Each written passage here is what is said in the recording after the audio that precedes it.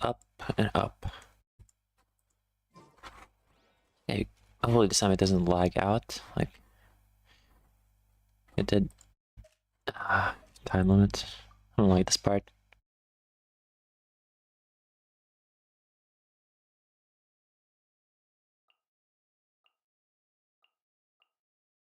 Sure.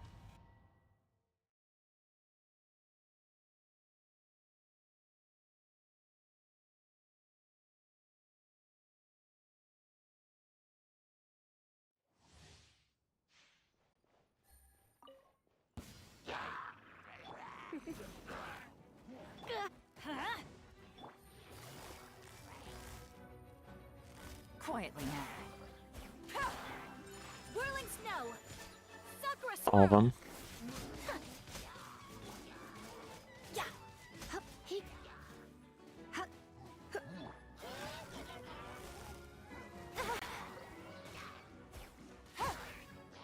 Game's up. Fun's over.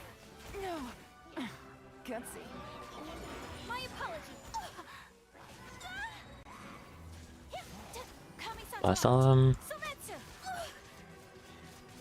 Teamwork is dreamwork. Come a little close. Gotcha. Here comes the catch. Take flight.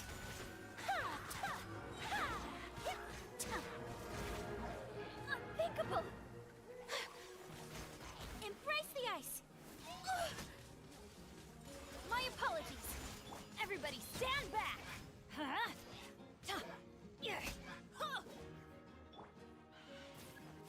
Let's spark things up a little.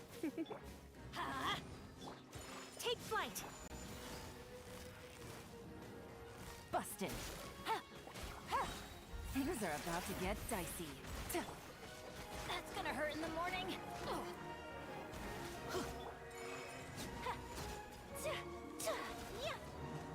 Kamisato art. Sometsu.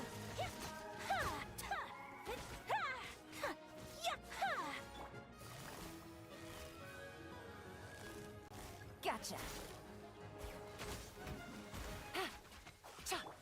Whirling snow.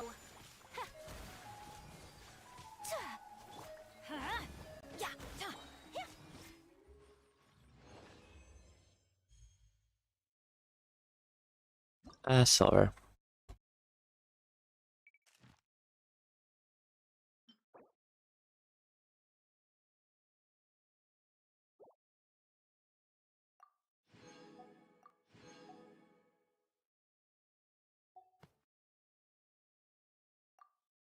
I wonder what happened if I did my regular team.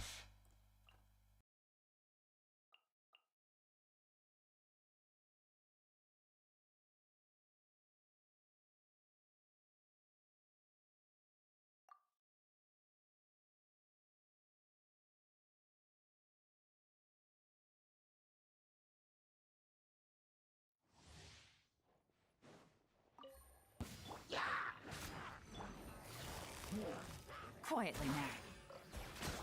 Don't waste my time. Your life is mine. It's nothing. Let's light it up! Busted. Here comes the catch. Teamwork is dreamwork! Don't waste my time.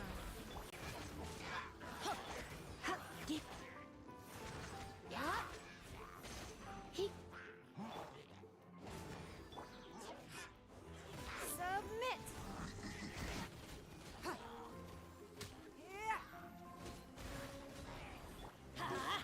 Everybody stand back! Quietly now. Things are about to get dicey.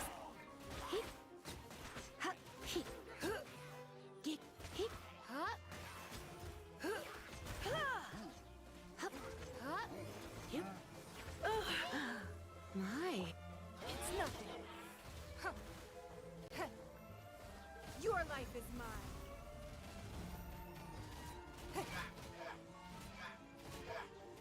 Don't waste my time.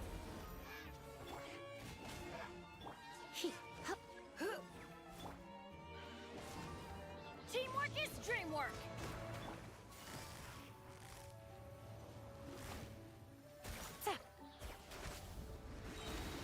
Here comes the catch. Heep. Heep. Hup. Heep. Heep. Heep. Hup. Hup. Heep. Heep. Huh. Huh. Heep. Here. Here. Hup. Huh. I think I did a bit worse. Yeah, I think I did barely worse. Yeah, barely. Alright.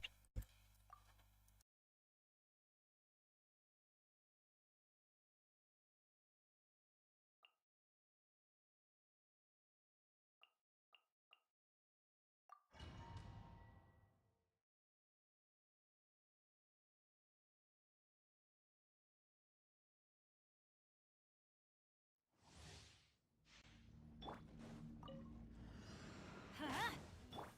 Gotcha. Huh. Things are about to get dicey.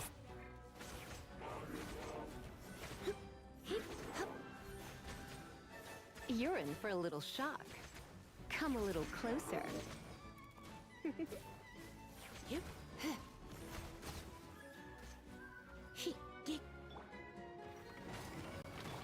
Busted. It's nothing. Submit. Don't waste my time. Ha! Cha! Ha! Ta! Let's light it up, everybody! Here comes the catch. Hup. Hup. Yep. Hit. Heep. Hup. Here. Hup. Ha.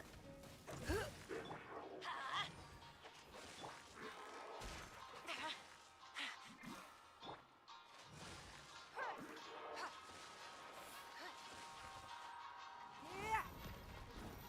Huh. Your life is mine. It's nothing. Huh? Quietly now. Game's up. Fun's over. Heep. Hup, hup, here.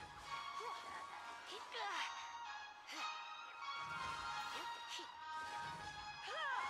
Hup. Deep. Heep. Heep. Busted. Give up. Bye. Don't waste my time. Barely.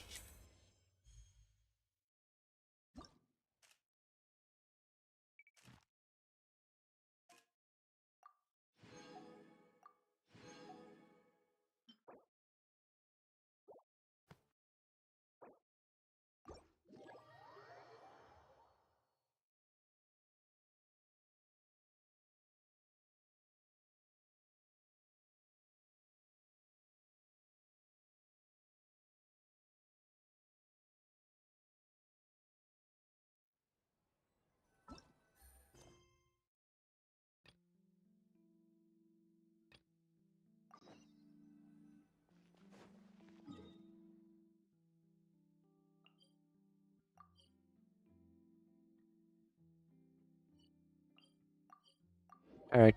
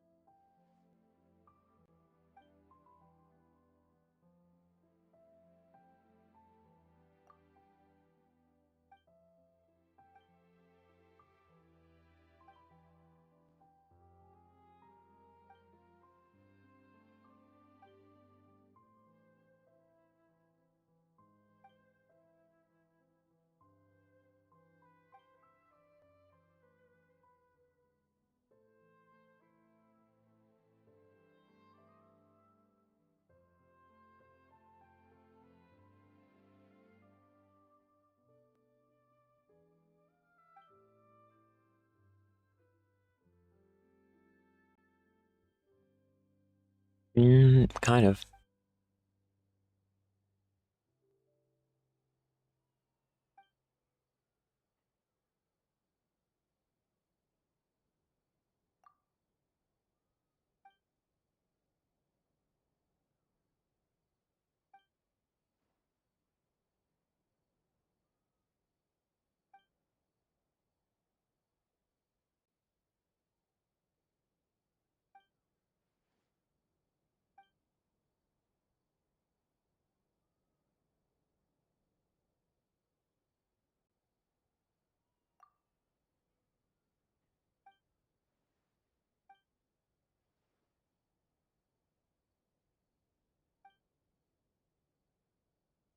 Okay.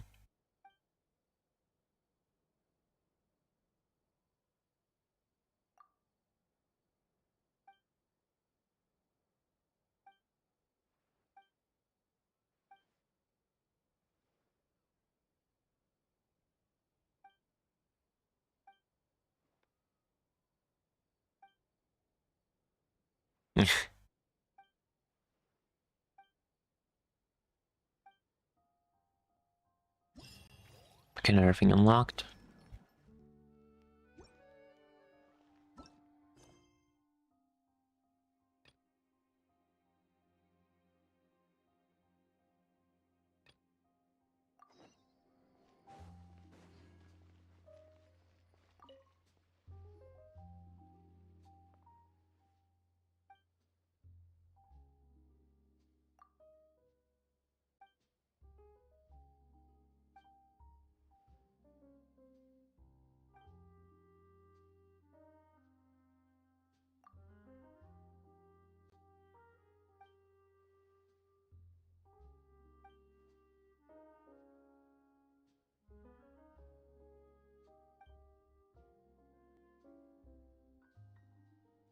Hmm.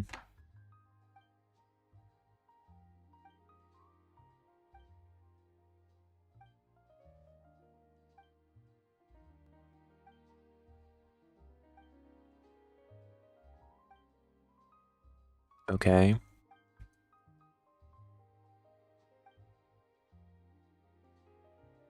Hmm. Sure. Series. Okay.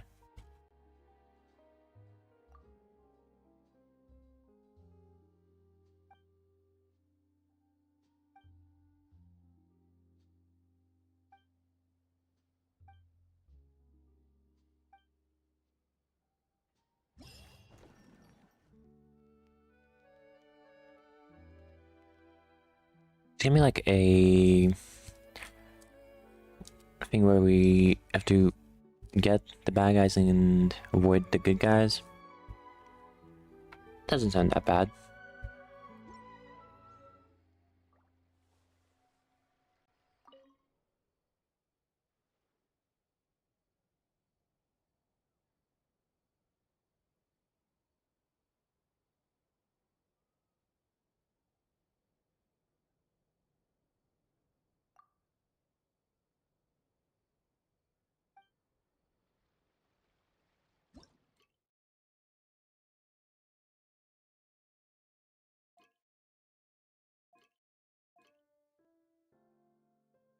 Okay.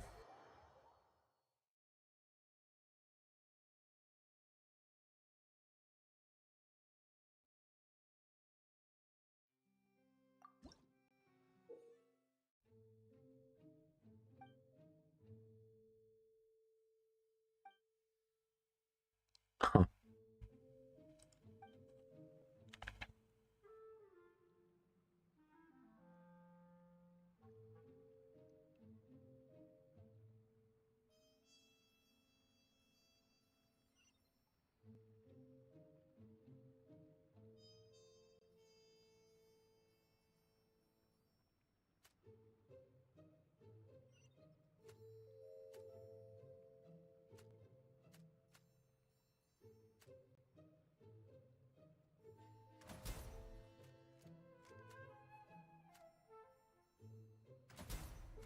Okay.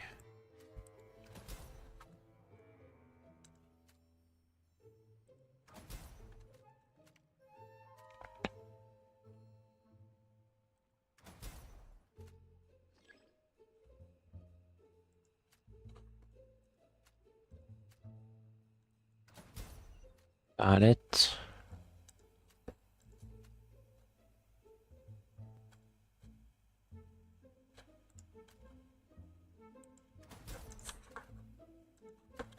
Okay, the big lug.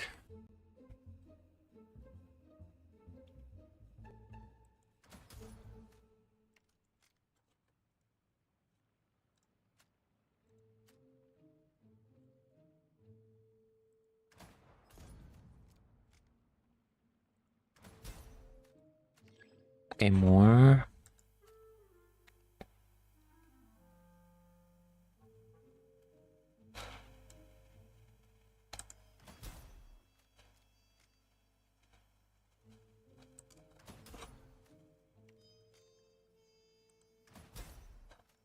Two.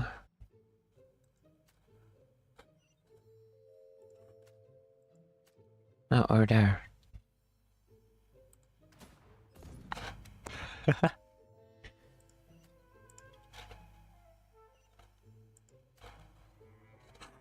Okay, one of them's running around.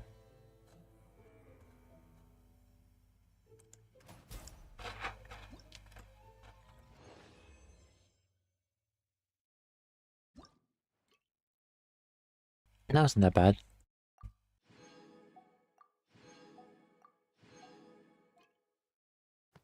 Balance are okay, but not in the style of this one. Well, favorite objects.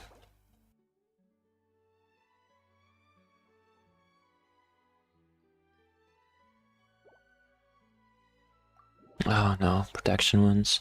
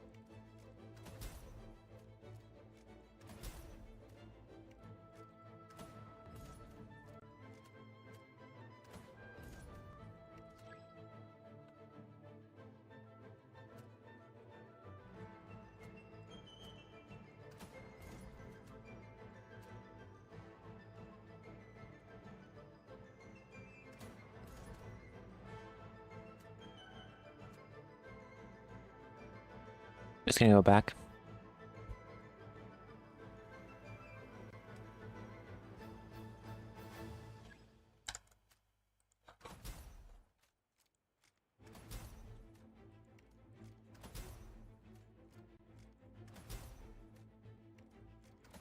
Dang it.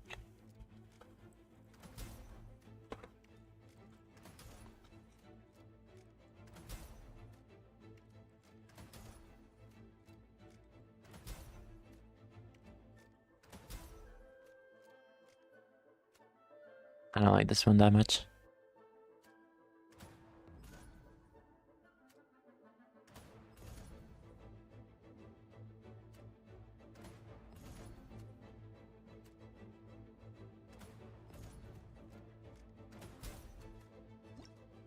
Done.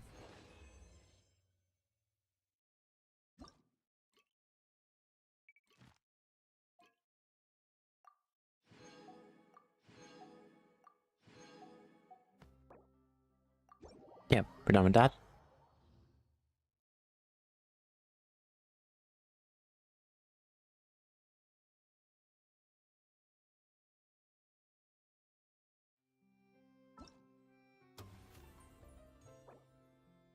Oh, got enough already for that.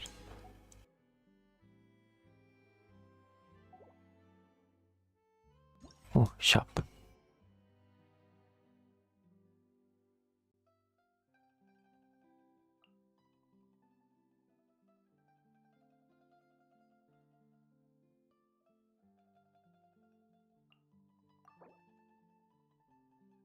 Yeah, get all the money. Then we can start buying D's.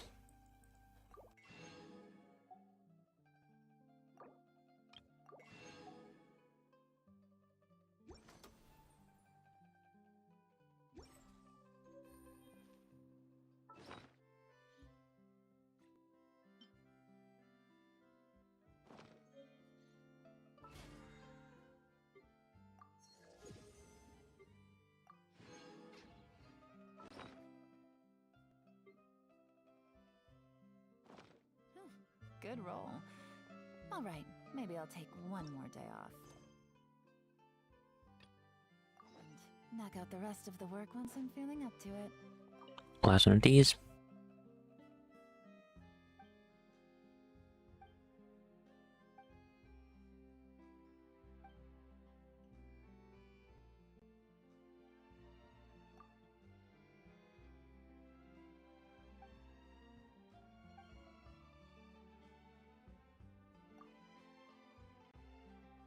Um,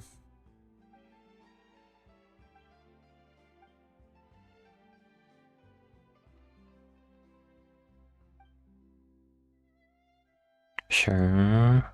But what does that have to do with it? With us?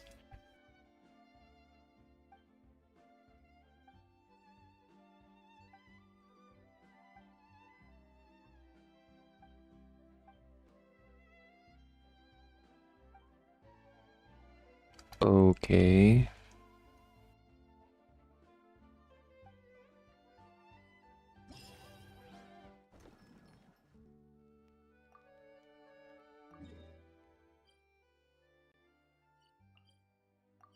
What do you have to do there?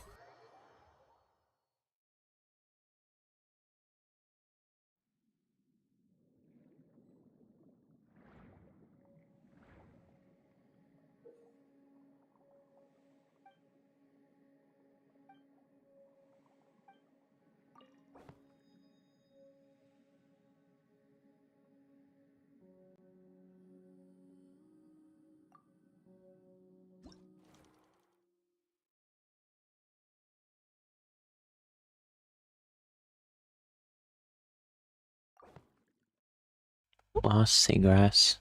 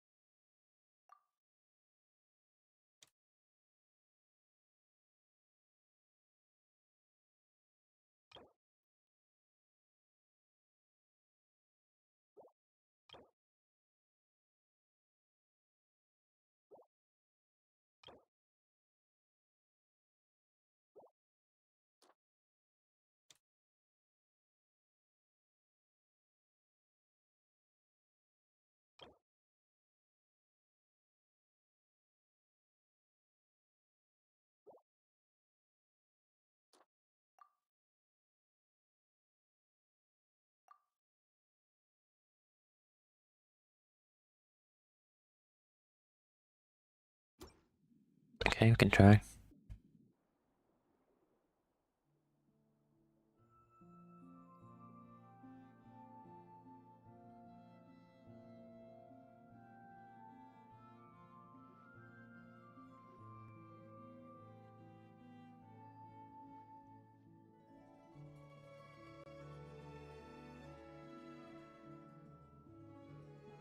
Is that the right order? Let's start.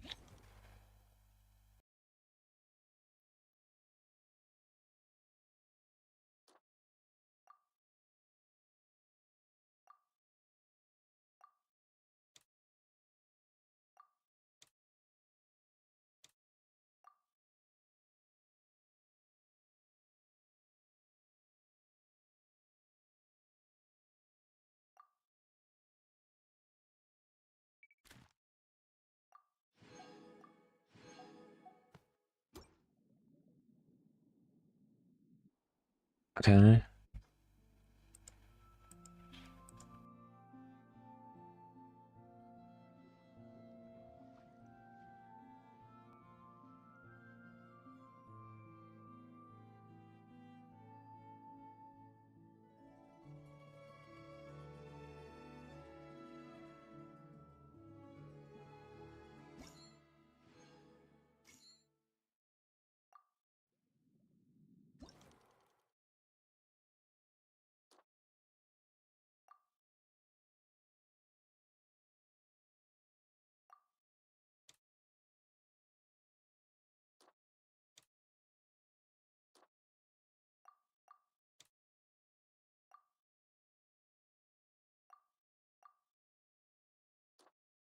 I'm just trying everything to see what kind of values it gives.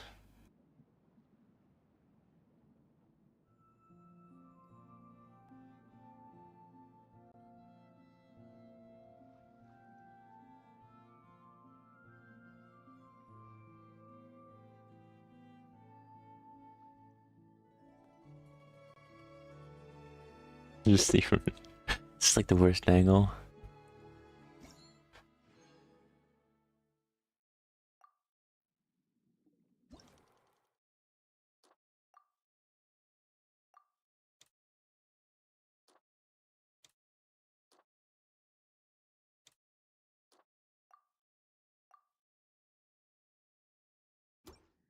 Should be max.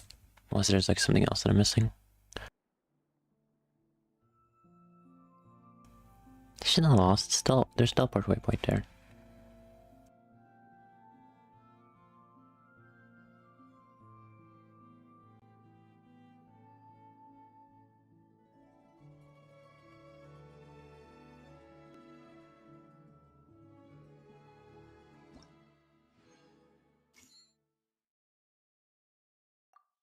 Okay.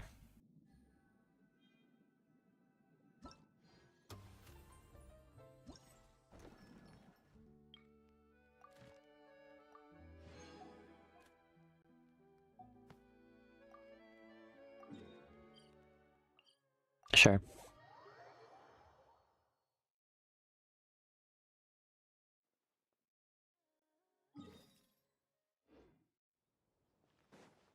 Take it easy.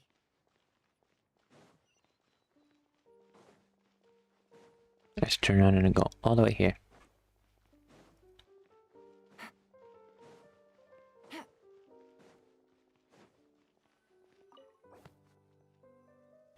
Okay, Navia.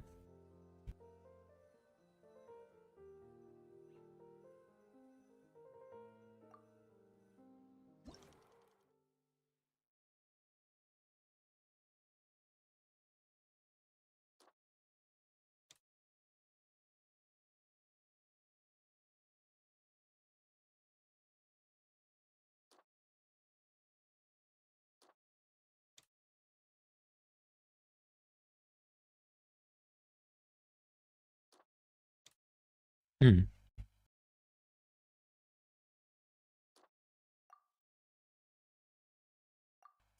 That sounds too close to what actually happened.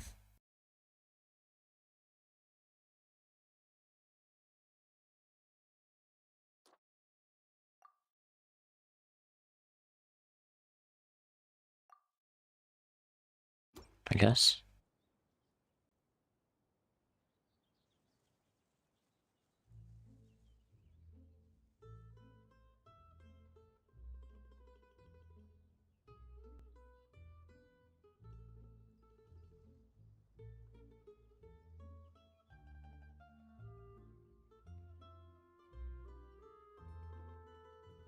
This just seems weird. Why would this be a thing that someone would film?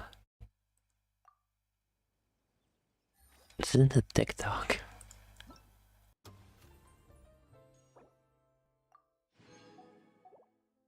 At least I think it's not supposed to be.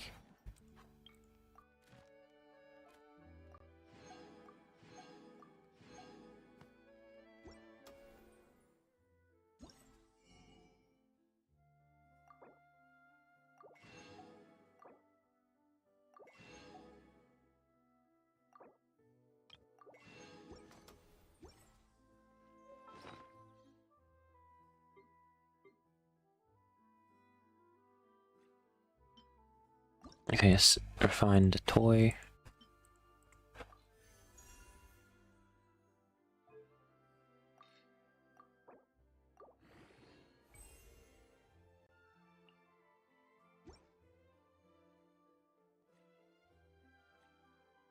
Oh, it's a claymore.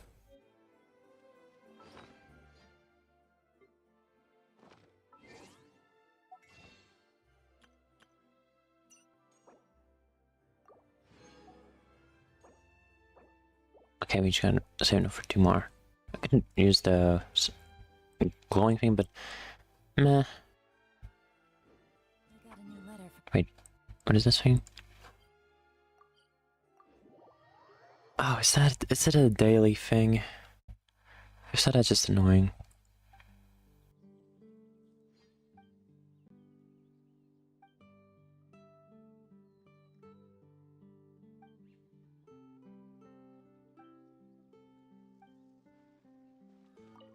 Guys, I don't want to have a multiplayer thing. I can't be bothered with people. Oh, it is.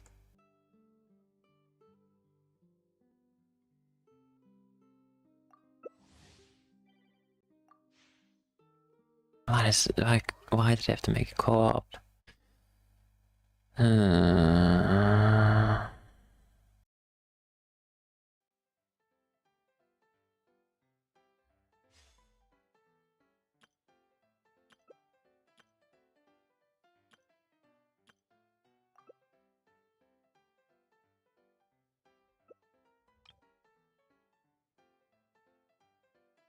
Wait, Emulon?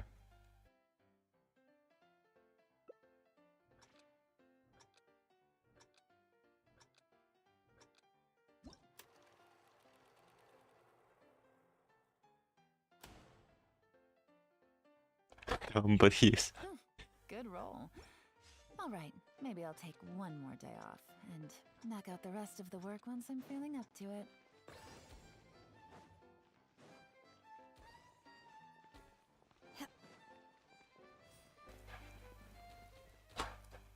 Take it easy.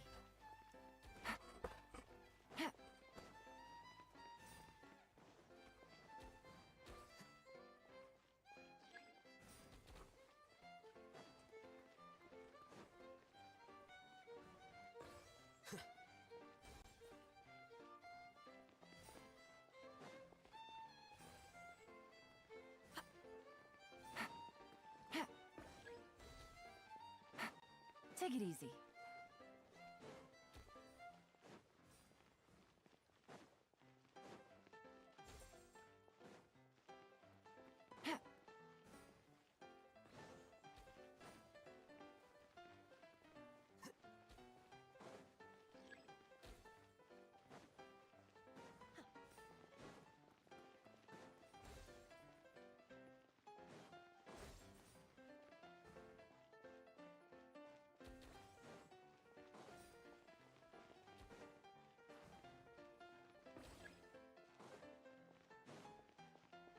Take it easy. Ah.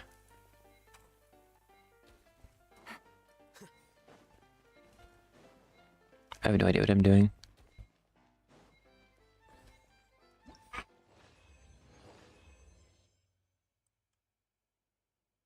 I didn't do anything though. Participant.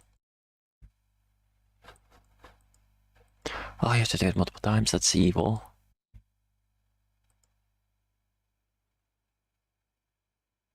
That's evil.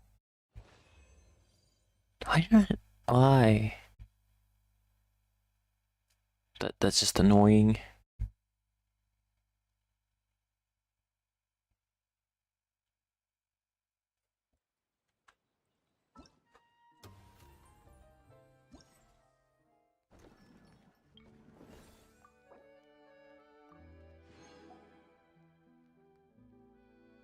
I can only get to that for now. They just give you 30,000 more. Alright, we're gonna play until we get the max we can.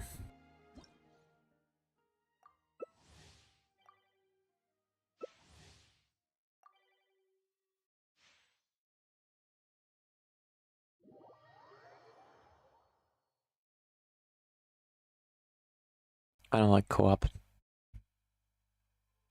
with randoms, especially with randoms, because it's just bad. I don't care which one it is, honestly.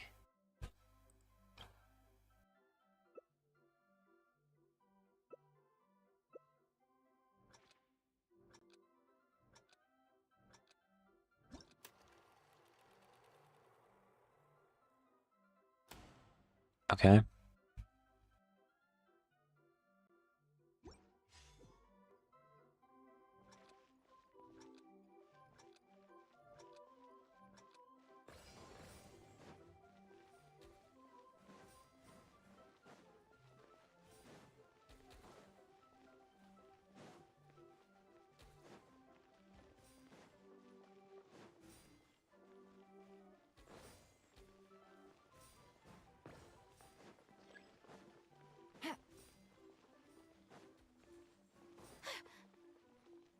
Take it easy. Okay, that's just evil.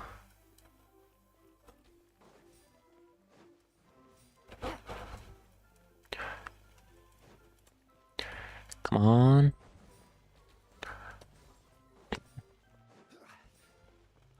Sure.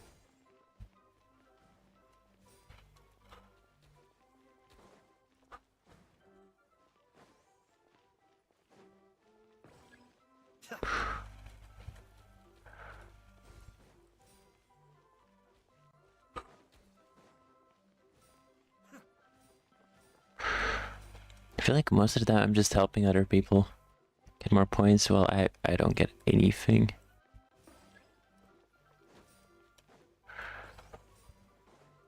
Take it easy. That's funny. Come on. I won somehow? Blubber praise. Participate. I think that's just a participation trophy.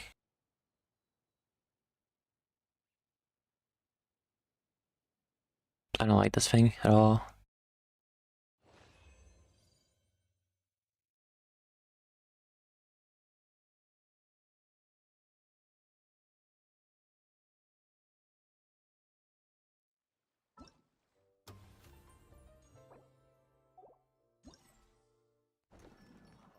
It would be evil if they made it so that like, you can have claim all. That's good.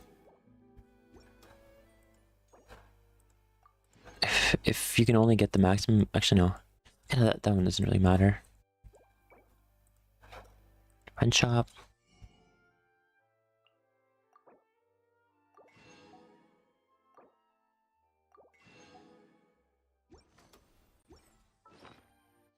Yeah, I can. Where is it? The toy thing.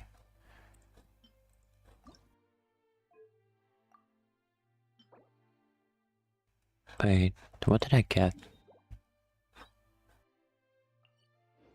I don't know what I got done. At least I can put this in. I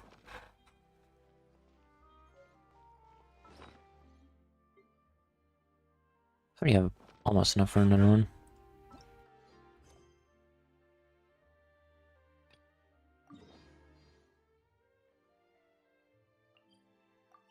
Smack dab in the middle.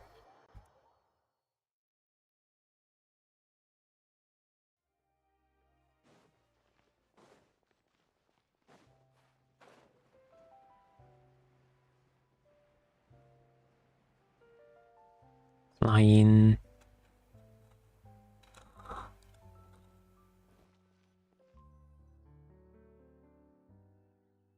Hmm.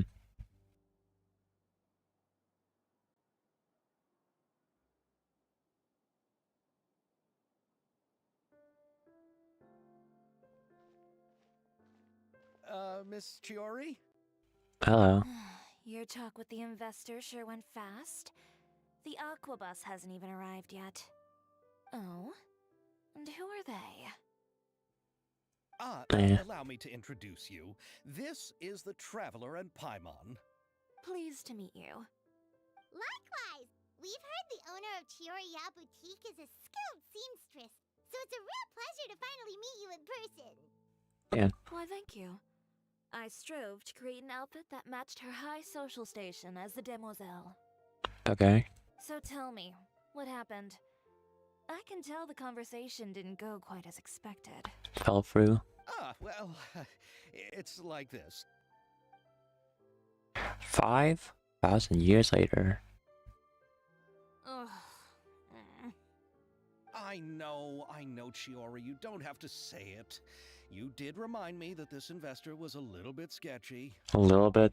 Yes, there's no doubt about that. But how could I pass it up? He offered me twice as much as the others. I should already have screamed. Scam. And therein lies the problem. Yes, but just put yourself in my shoes. After obtaining such an excellent script, it's only natural that I would want to make the most of the film. The budgets that the others had proposed were nowhere near enough. It's difficult to find someone willing to front such a large amount of mora, so... Dude. Don't be sad, Xavier. We might be able to help scrounge up some more together for you. Oh, thank you, Paimon. That means a lot to me. But the cost of the film is staggering.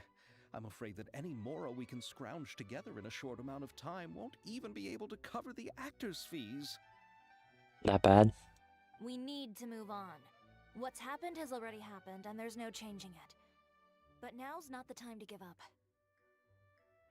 True.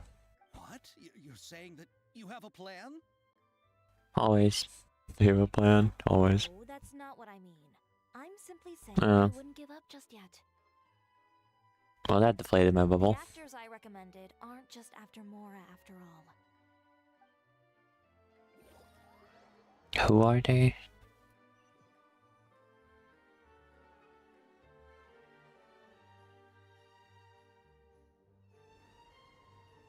Oh, Slurp Slurp Man and... Yeah, Yandere and... Really? Then where do you Bandage Girl? We Malazines live in Marcy Village. The only way to enter is from underwater. Oh, you must be pretty tired after work every day, right? I mean, you have to swim all that way just to go home. You're so thoughtful. But some Malazines choose to live in the Court of Fontaine because it's so much more convenient. Makes sense. This is our stop. Oh, we've arrived, but I haven't even finished chatting with Aval yet. I also enjoyed Aval's introductions to Fontaine along the way. Everything you described was so clear and detailed that we can't help but want to hear more. Thank you so much. I'm usually working here on this aqua bus, so I hope I'll have the chance to see you again. There are still many more places I'd like to introduce to you. Like...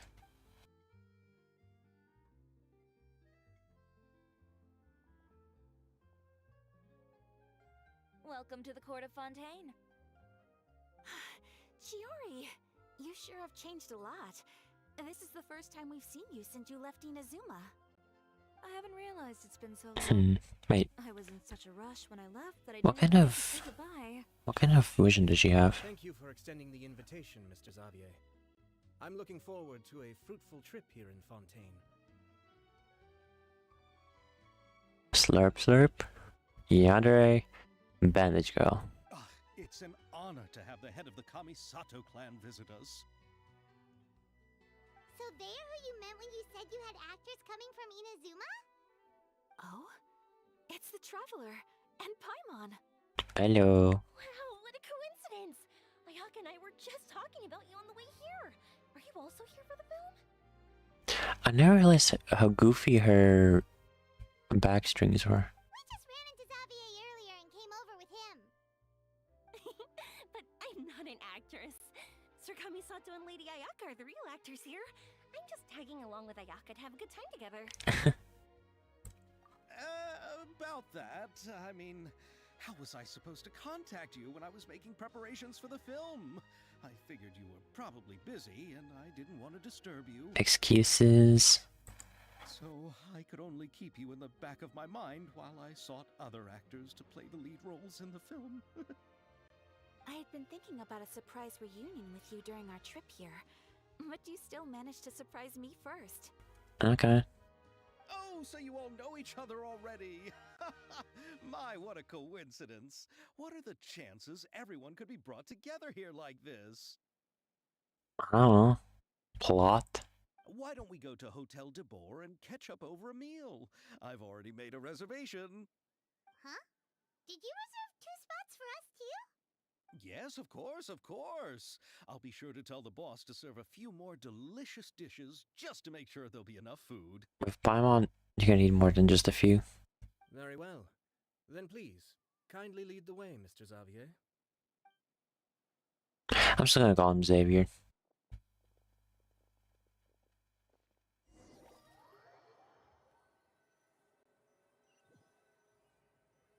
I don't mind putting in the effort, but at the same time, Wow, the buildings in Fontaine are so tall. Just look how big they are.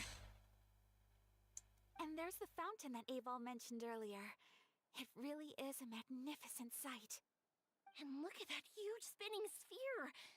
Where does it get its power? Wait a sec. Could it be one of those clockwork mecha we've heard so much about? maybe? I don't know.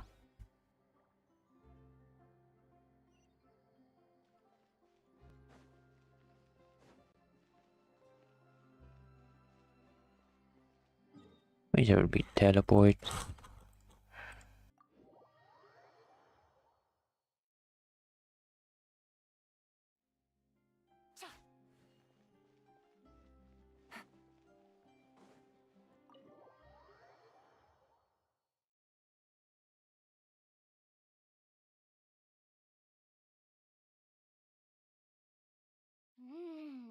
So this is what food from Fontaine is like. It sure is different from what we have in Inazuma.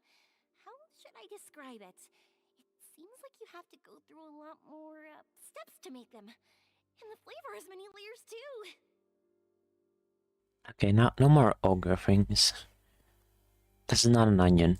Ah, yes. When I first went to Inazuma, I actually thought the food there tasted a little too bland. It took some time for me to get used to it. Let's get back to the purpose of this trip for a moment, shall we? How have preparations for the film been coming along, Mr. Xavier? Well, I've already assembled most of the film crew, a lighting specialist, a prop manager, and a costume designer. I've also bought the copyrights from the novel's author. Oh, it's called The Two Musketeers, right? I read the script you sent me on the way here. The story is pretty good. Originally, I was planning to start filming as soon as Sir Kamisato and Lady Ayaka arrived in Fontaine, but I'm afraid I've run into a bit of a problem. Per usual. Oh? What is it? It has to do with the film's investor, Mr. Morris. He suddenly informed me this morning that he's encountered some financial trouble and will be unable to release to me the amount of funding agreed upon. It's said that Fontaine's legal system is well developed. If he has violated the contract, then can't you simply take him to court over the matter? Well, I'm still more concerned about filming. Even if I were to take him to court, I'm afraid it would take months before the case could even be heard. Then, is there a way we could raise funds ourselves to solve the problem? I've considered that option too, but unfortunately, it's difficult to gather such a large amount of mora on such short notice. Besides, we have to consider the film festival's submission deadline. Mr. Xavier, if Ayaka and I were willing to perform for free, would that resolve the problem you are currently facing? What? No, out of the question. To have you come all this way just to act for free? Oh, no, that won't do. There's no need to worry, Mr. Xavier. My brother and I had actually intended to work for free after receiving your invitation. Huh. Alright. Inazuma has only recently reopened its borders, and needs to strengthen its relations and cultural ties with other nations. We didn't have many collaboration projects with Fontaine in the past, so we hoped this trip would serve as a good start for the future. Indeed. You could say that's the real reason why the Yashiro Commission agreed to come to Fontaine. Alright. I understand, but Having you two act for free just doesn't seem right. Not at all. While we're officially here to conduct a cultural survey of sorts, we must express our sincerity if we want to establish formal cultural ties with your nation. This film will serve as proof of friendly cooperation and cultural exchange between Inazuma and Fontaine. It's my hope that the film can be finished and released as smoothly as possible. Can't tell if he has eyeliner on the bottom, like the lower part of his eye or no. If you still don't feel comfortable Might with this be. arrangement, I would also be more than happy to be introduced to some other renowned individuals in Fontaine's literary and artistic circles. All right, I'll do as you say. Thank you so much. I'll make sure to cobble together enough mora now, even if it means selling my house, my camera, and every single family heirloom. Dude, Come on now, no need to go that far. I'll also help you out as a brand sponsor. Me too. Even though I didn't bring much more to spend on this trip, it's still better than nothing. You are too kind, all of you. I really don't know how to. wait, is that Geo or is that Pyro? Ew. Alright, enough about that.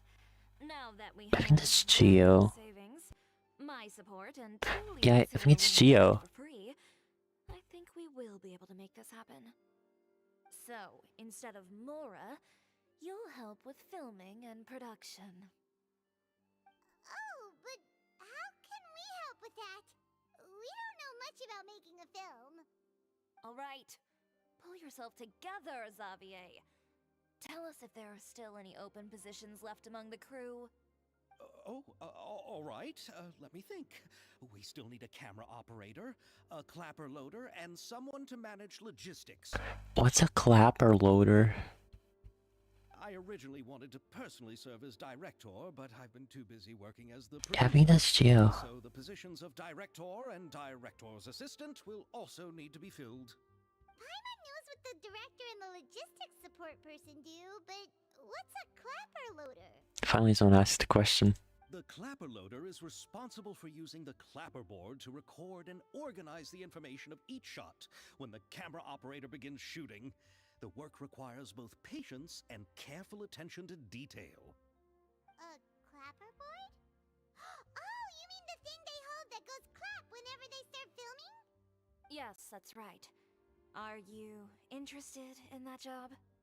For sure! Paimon's always wanted to try that. It's basically just starting. Alright, then you'll be our clapper loader.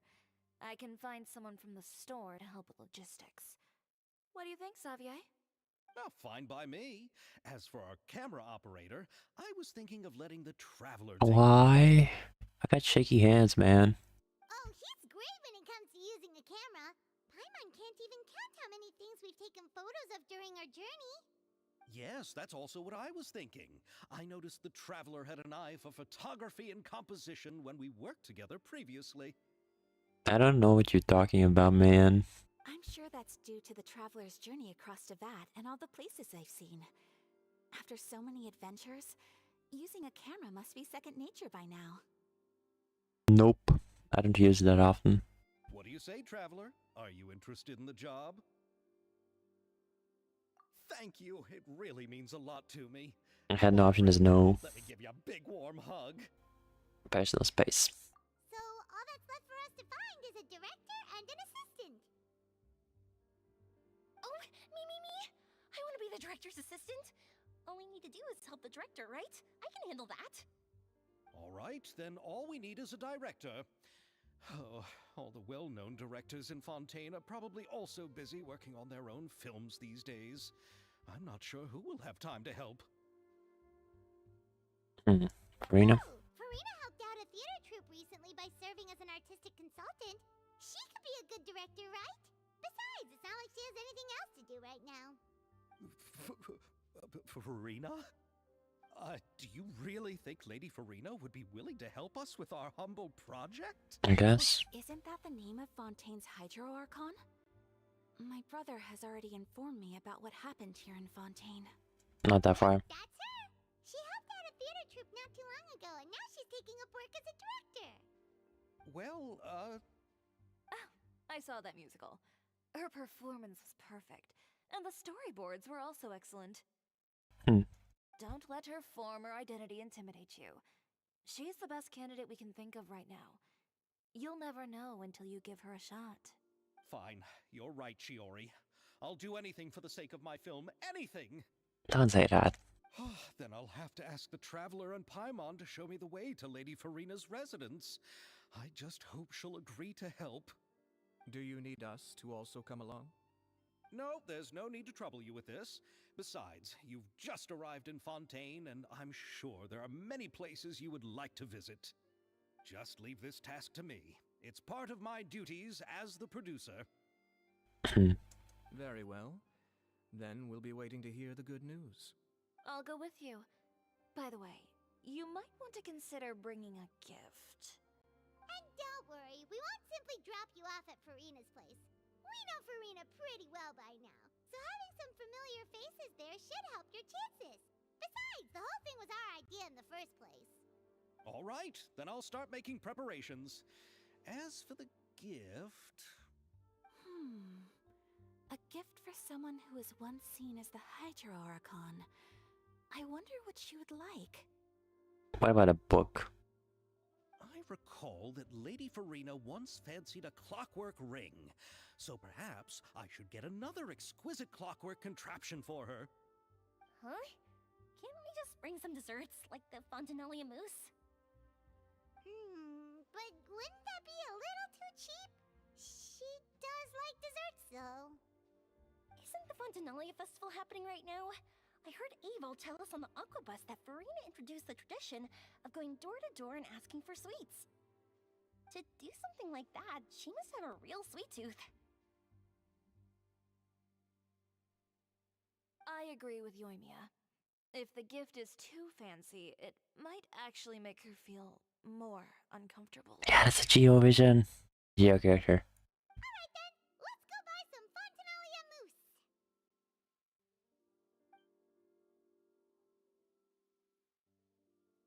But will that really be enough? We'll be asking her to do a lot of work, you know. You're right. We need to further sweeten the deal. Don't make it creepy. Huh? You want something even sweeter than Fontinalia mousse? Bad idea. Yes, we'll need a gift that's sweeter than any dessert in the world. But what could that be? Your words of praise. Tooth keep.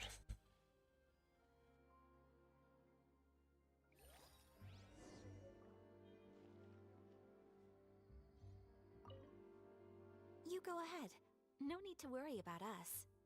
Oh, I hope Farina will like the gifts we prepared. Oh, and if you still think we should get something else for her, just let me know. I should be able to make some fireworks. No.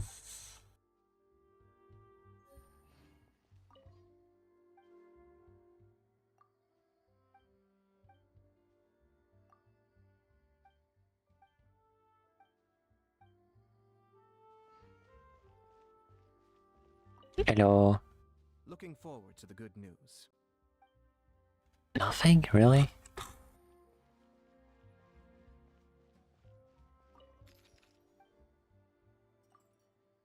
More space? Yes.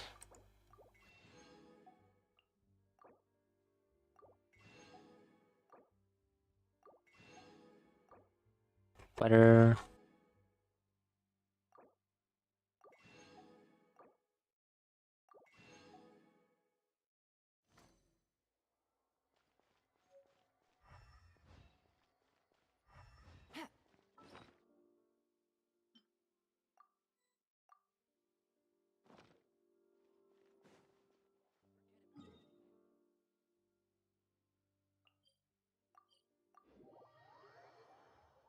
Teleport these.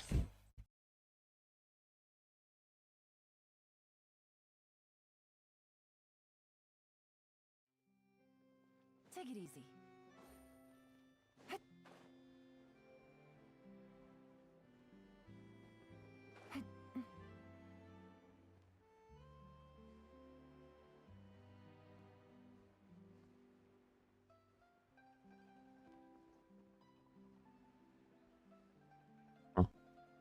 Alright.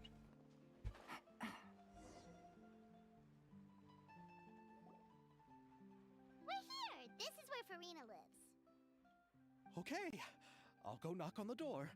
Yo.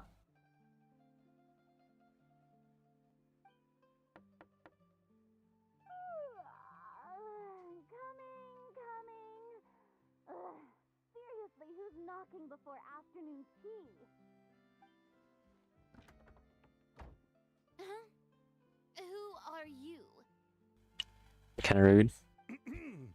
Lady Farina, please allow me to introduce myself. I am Xavier, a film director. Hello. Oh, is that the traveler in Paimon I see behind you? And who's this? I'm Chiori. Ah, the one from Chioria Boutique. Hello, hello. So, what are you all doing here? Do you need something? Did you just get up, Farina? It's already past noon, you know. Huh? Paimon means the weather is so nice in the afternoon and the sun is so warm. Just like how you make us feel. Sleeping in late is a really Why? idea. Stop it. No. I was just up late last night reading some novels. What does sleeping in have to do with the weather? This is a small gift we've prepared for you, Lady Farina. We hope you like it. No need to be so formal. I'm just a regular person like everyone else now. Oh, is this Fontinalia mousse? It's one of my favorites. That's great! So, actually, there's something we need your help with.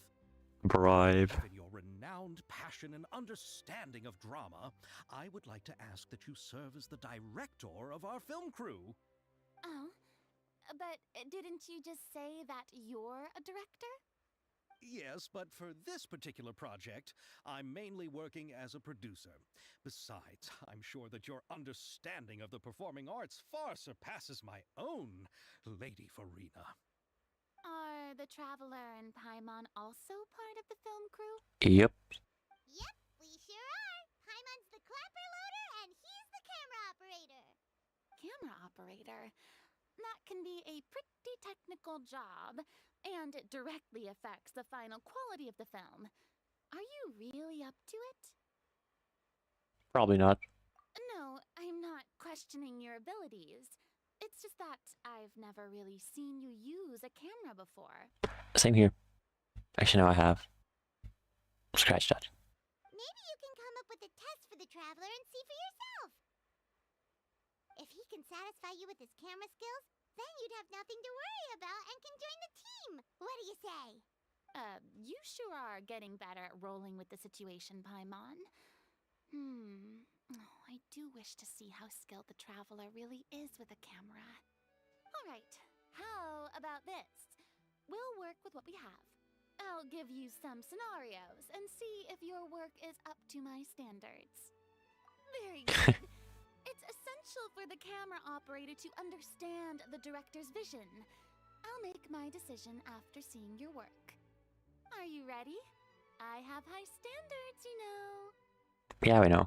Okay, grab the camera and I'll give you a scenario.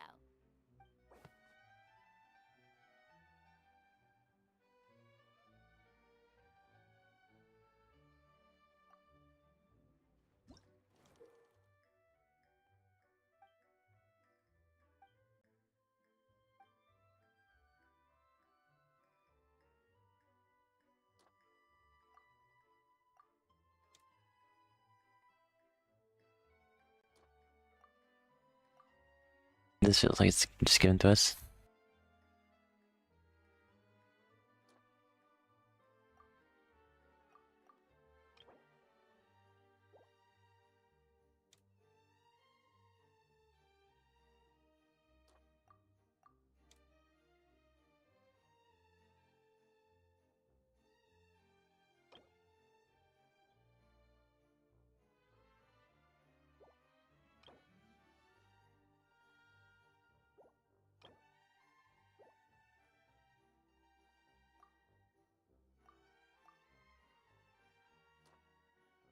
I guess.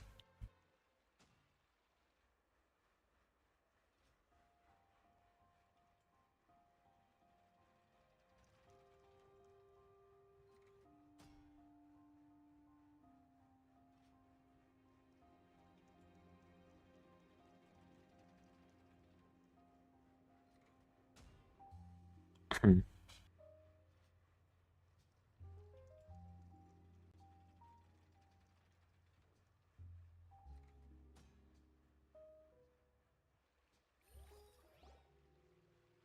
Oh, it appears that you have more skill than I thought. That's kind of rude. All the shots had a great composition, and I could really feel a connection to the characters and their lines. I couldn't. Yeah! Does that mean you agree to be our director, Farina? Did you think I would agree just like that? After our performance of the Little Oceanid, I've begun to make a name for myself again, you know. In fact, I've already had several troops approach me for the Fontanalia Film Festival. Unfortunately, the scripts were all pretty boring and didn't pique my interest. Alright. If others were to find out I agreed to work with you so easily, then, well... Hey, but didn't we have a deal? What else do we need to do to convince you, Farina? Give her the script. Well, what about the pay? Huh? You know, how much you're willing to pay me to be the director? The pay is also an important factor for me to consider, you know. Well, I can offer you this much? What? That's all? If Nervilet were to hear of this, he could charge you with underpaying your labor. I'm sorry, but our crew is in a tight financial spot at the moment. I see. Well, even though it's highly unlikely now that I'll join your crew, there's still something I'd like to ask. Exactly what film are you planning to make? Oh, our script is an adaptation of The Two Musketeers. Huh? Wait, you mean the suspense thriller novel that was a #1 bestseller? Oh, so Farina's read it too. Great. Of course I read it! I've always had a keen interest in artistic works that strike a chord with the populace. I see. It all makes sense now. You must have used most of the budget to pay for the copyright. Not really. The novel's author transferred the copyright to me practically for free once he heard that I wanted to make a film adaptation of the story. The lack of budget is due to another issue. He probably just wants to get his name out there. So, Mora isn't the most important thing to him right now. It reminds me of a delivery courier who wears one of my designs while traveling all across Teyvat. I didn't charge her much for the outfit either. The exposure she provides for my brand is well worth it. So, are you a big fan of this story, Farina? Well, it's alright. The pacing of the story is good, but the character relationships could use some work. When I was reading it before, I always felt like some things were left on a rather unsatisfactory note. I have high standards, you know. Yeah, we know. Ahem, Mr. Xavier, if, hypothetically speaking, I agree to be the director, how much freedom would I have in terms of script revisions and creative interpretation? As much freedom as you would need. I wouldn't dare doubt the tastes of Fontaine's greatest star. Good. Then I'm free to alter the script as I see fit. Oh no. Absolutely no problem. All right. It seems that your crew really can't go on without my care and direction. Still as pompous as ever. So, you agree? Yes, I agree. Although the pay is well below what someone of my caliber deserves. A great script calls for a great director. I mustn't let a perfectly good story be ruined due to lack of funds. If you have fine cheese and bread, you wouldn't just let it sit on the counter and get moldy just because you lack an oven, right? Probably. Hydro Archon above! I'm not dreaming, am I? Somebody pinch me. Nah. There's no more Hydro Archon, you know. And it's still a little early to celebrate. There's a lot that goes into shooting a film. Although the trickiest tasks of finalizing the script and casting the actors have already been taken care of, we'll still need to reserve filming locations. Not to say set up lighting and props. And by the way, since we'll be filming The Two Musketeers, we'll need to find an action choreographer. Ideally, a professional who has actual experience with muskets. Yes, I've thought about this as well. I was hoping that you might know someone who could handle the job. Probably does. Me?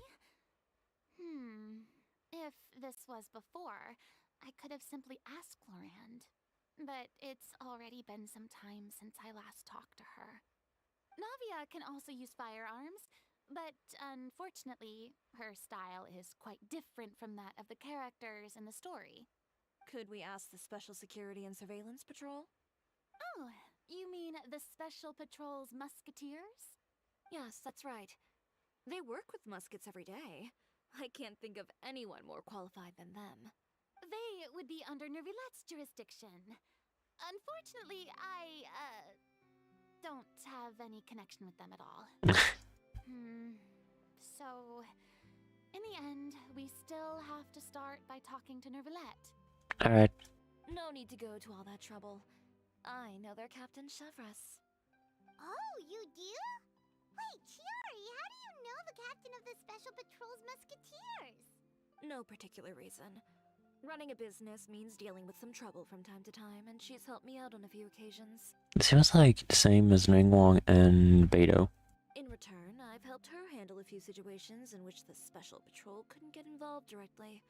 So, we've gotten to know each other over time. So you're saying there's been times when the Special Patrol needed a fashion designer to handle a situation? Your work is becoming more and more mysterious. They're just weird. It'd be best to keep it that way. Dio. Enough about that. What do you all think about asking the captain to be our musket action choreographer? She sounds professional enough. She is a captain after all. I have no objections. But I imagine the Special Security and Surveillance Patrol must be busy with their duties. Do you think she'd really have time to help with shooting a film? And then there's the issue of pay.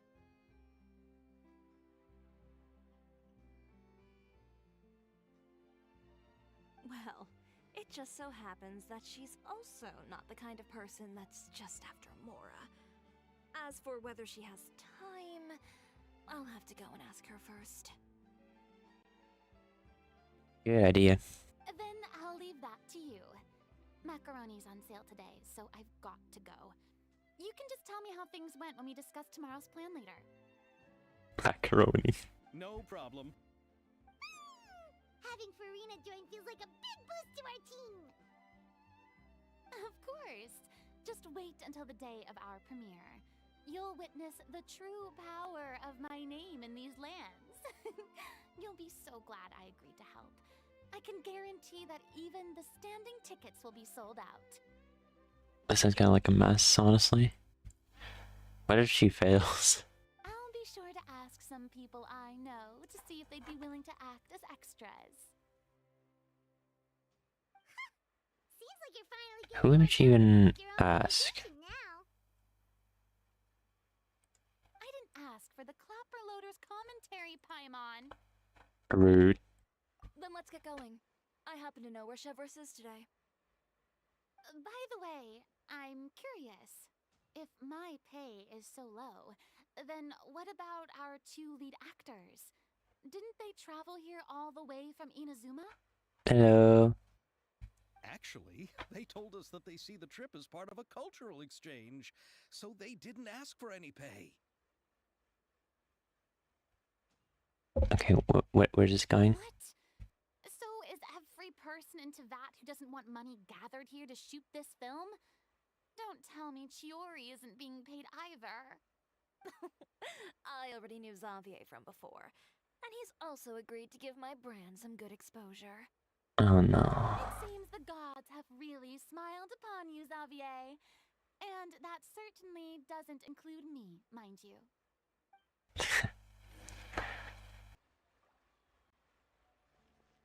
Farina. Besides the macaroni, I should also pick up some tomato sauce. book.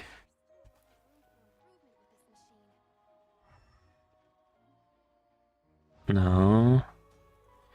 Anything you need to sell?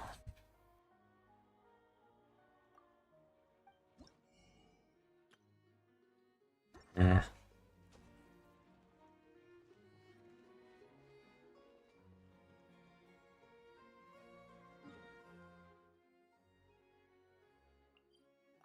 We're just going all over the place today.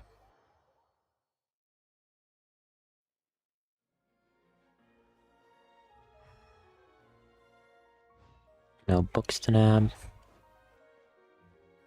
Oh, her. All right, this is the place. Okay. But where's the captain?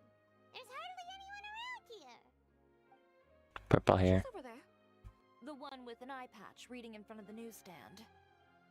Oh, her! Paimon could tell there was something different about her. She seems kinda intimidating. Nah. Please wait here for a moment. I'll go fetch her. She's working now, so you might not want to get in her way. Working?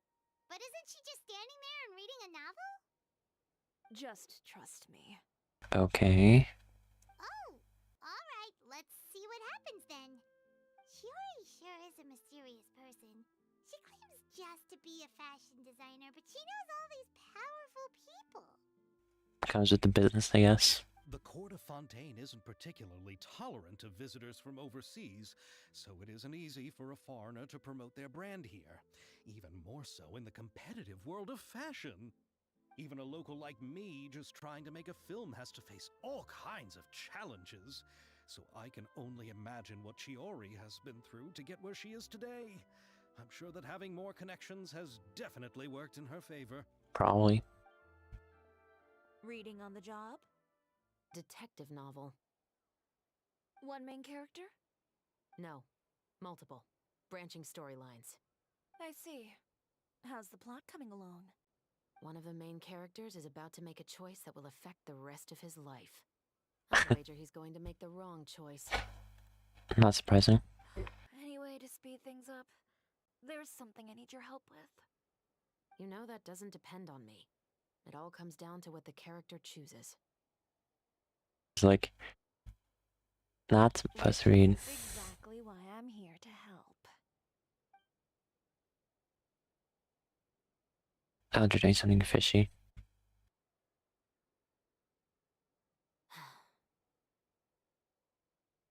All right. It appears he made the wrong choice in the end. Halt! They won't. Huh? What's going on? Hand over whatever you're holding. Oh, it's just a book. I didn't buy anything else. Then I'm sure you wouldn't mind letting me have a look. Excuse me, officer. I don't mind you standing around here, not purchasing anything, but I'd prefer if you didn't disturb my customers. It's bad for business, you know? Don't give me that act. You won't be able to get off so easily either. I am Chevras, captain of Fontaine's Special Security and Surveillance Patrol. I will say this one last time. Hand over whatever you're holding at once. And before you do anything unwise, let me remind you that I'll have you on the ground before you can even think about making a run for it. All right. I'll give it to you. What's going on? But please let me say something first. If there's any contraband in that book, then the shopkeeper here is the one who slipped it in. I don't have Yeah, anything right. to do with this. Why, you trying to leave me on the hook, huh? You were the one who said you wanted it. I don't know. Save it for the interrogation room. Take them away, Letelier. Alright.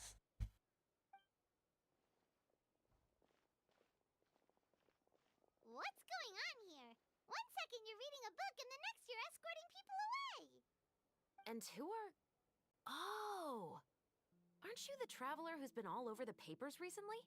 Chiori, I'm assuming what you wanted to ask me about has to do with them, right? Great. Maybe I can let you in on what's happening then. Now that Vache has been brought to justice, no new shipments of synth will be made and distributed to sellers. The Fontaine guards have been busy collecting the remaining synths still circulating on the market. Thanks to a tip from our reliable source here, this should be the very last batch. Great. Oh, so you were pretending to read a book in order to catch the bad guys! Oh, Paimon almost forgot to introduce ourselves. Paimon is Paimon, and this is the Traveler and Xavier! Hey, I'm Chevraz. You probably already heard me introduce myself, so I won't bother repeating it. Yeah, why didn't you make a move as soon as you had the chance? Were you worried that my intel wasn't accurate? Or it could just be seem unlawful. No, I wanted to see if the shopkeeper would turn himself in first. All he had to do was come up to me and say that he didn't know where the synth had come from. If he did that, then I wouldn't have had to press charges on him. He had the whole day to turn the synth over to Chevraz.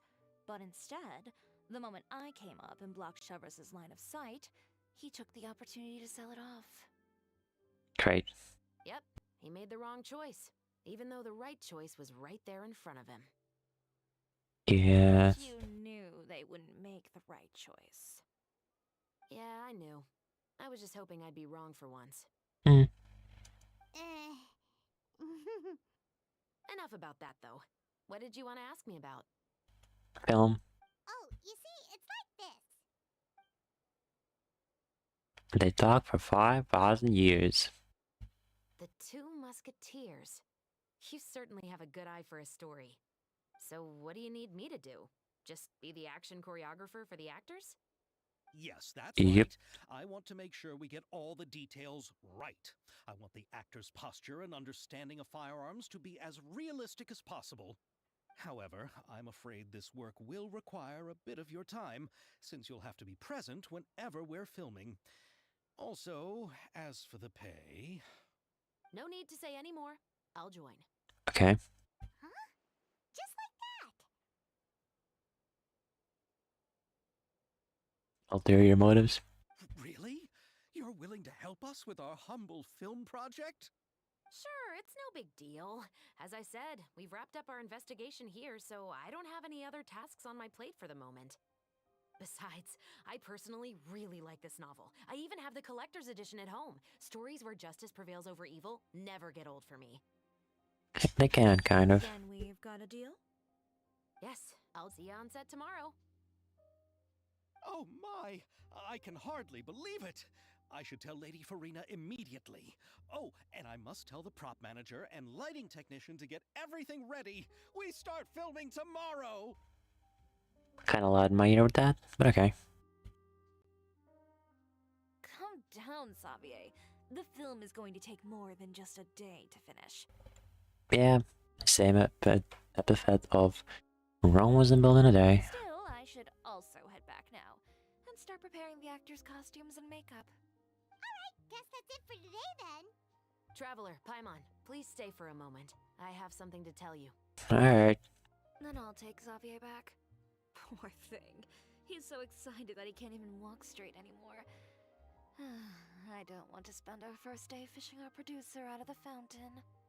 He'd better.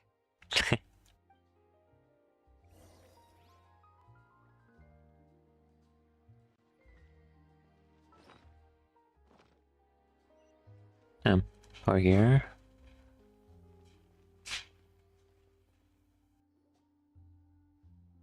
So what did you want to tell us, Chevraz? Chevreuse. What's better than Chevreuse? Have you read The Two Musketeers? The story is about a pair of children born into the household of a baron, and their struggle to survive together and take revenge for their mother. They were raised at the baron's estate, where their mother worked as a maid. The two were illegitimate children that the baron had with the maid, so they were never treated well by anyone. One day, upon returning home, they found their mother had been murdered and left dead on the floor. It was quite evident that the culprits were the other members of the baron's household, who never had any kind words to say to them. Oof.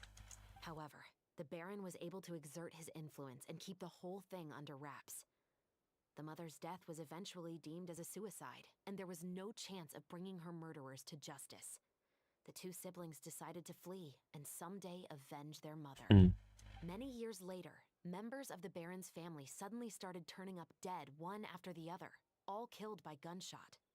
A rainbow rose was found on each of the victims' bodies, being the Yeesh. flower that the kid's mother liked best. The Baron believed that the mother's soul had come to take vengeance on him, so he lived in fear each day. It was actually those two siblings who had fled all those years ago. They relied on each other to survive and trained day and night, eventually becoming adept musketeers. But They used all of their abilities to collect evidence and clues before executing their plan and exacting revenge on the Baron. Their actions let the truth behind their mother's death be known to all. That's quite an exhilarating story. Yep, the Baron got what he deserved for his evil deeds, and justice was able to prevail. It was just the kind of story I enjoy. okay. And So is that why you were so willing to join our crew, Chevraz? You could say it was one of the reasons. Oh, you mean there were other reasons too? I've read the reports about you. Whether it was at the trials or when you lent your hand to resolve our nation's crisis, you've shown that you've got a strong sense of justice, as well as a great mind for deductions. okay, you're gonna. Yes, you're as sharp as I expected. It seems you've experienced many similar situations before. There's been a recent murder case involving muskets. The perpetrator's methods appear to be very similar to what is described in the novel. Huh. Really? But Paimon didn't see anything about that in today's papers. Yeah, that's usually a thing that doesn't happen. The Marechaussee Phantom hasn't yet released any information to the public because the investigation is currently at a standstill. The murderer is extremely cautious. A murder involving firearms? But not that many people use those in Fontaine, right? Possible. Impossible. We perform a routine inspection of our firearms and ammo reserves every day. If one of the weapons had been fired, it would stick out like a sore thumb. Besides, I trust the members of my platoon. Yeah, but still could be in theory. Well, that's all I can disclose about the case today. Huh? What do you mean? I hope you all can go back and get some shut-eye. You can decide tomorrow whether or not you'd like to join the investigation with me. Alright. I'm aware this might not be the ideal time to add more to your plate, but the more capable people we have, the better the chances that justice will prevail. Carrying out investigations isn't actually supposed to be our responsibility. Our job is to apprehend the perpetrators. Finding them is really up to the Marechaussee Phantom. I Alright. could say I'm taking part in the investigation out of personal interest. I don't want people to see muskets in a negative way, and also, I'm concerned about the similarity between the crimes and the story. Hmm. You mean they might be connected somehow? I suspect so. Just to make myself clear, this is not an order, nor is it a deal of any kind. It's a request, nothing more. Alright. If you two have any interest in the case after we finish filming tomorrow and are willing to assist me, then I would be most grateful. What do you think, Traveler? Yeah, you're right. We could just say yes, because we're gonna do it anyway. We've really been hustling all day. You'd better head back and get some rest. It's good to keep a calm mind, especially when you're about to make an important decision. Otherwise, when the moment comes, you might end up like that shopkeeper and not even realize that the right choice is right there in front of you. Okay. Act 1 is done.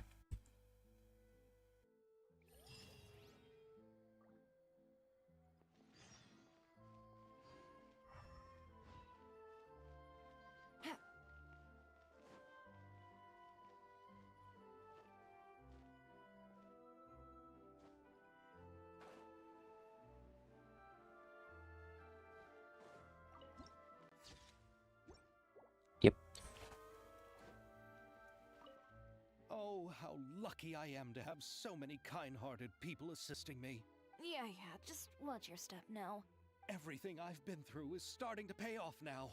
There finally is a light at the end of the tunnel. Ah, I see it now. What lies before me is a whole world of hope. No, what lies before you is the fountain. I hope you can start seeing clearly, or you'll end up taking a dip in it. It's actually kind of funny.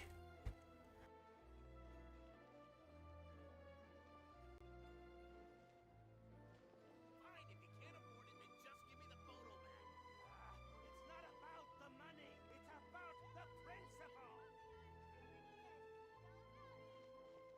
Why are these two arguing?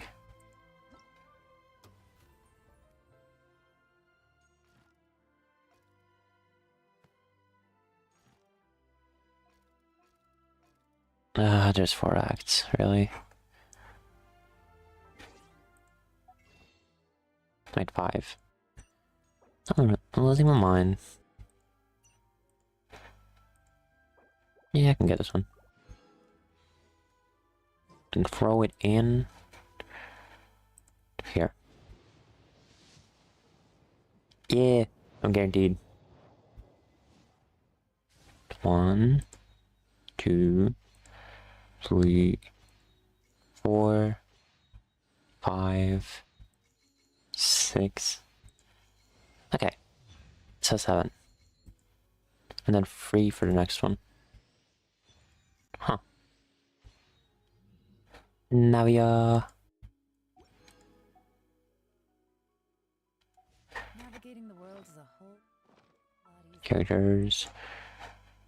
The end. Do you have any? Yeah.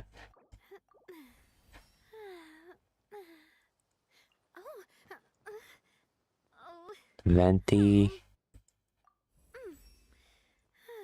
This feeling, it Autoid.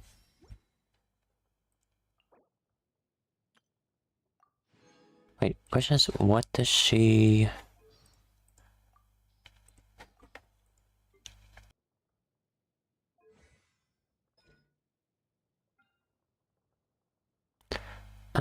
Nothing here.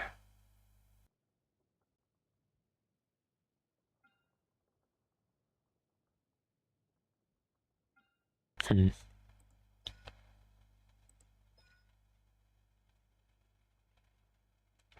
Okay.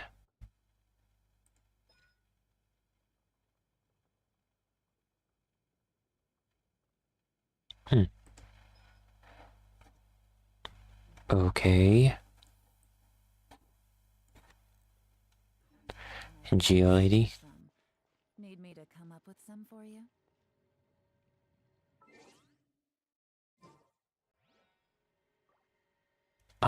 You know, I could do some of the smaller quests.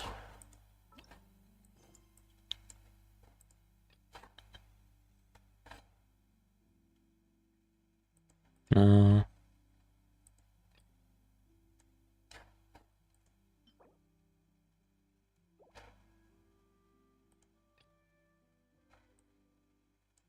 Chicken.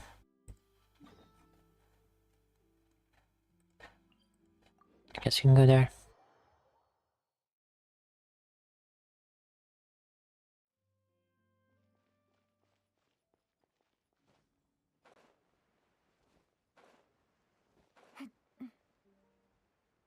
Oh yeah, it's up there, and I don't know how to get there.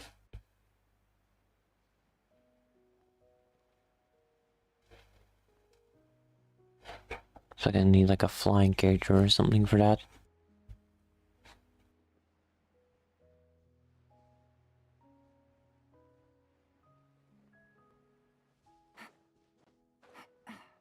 Creepy.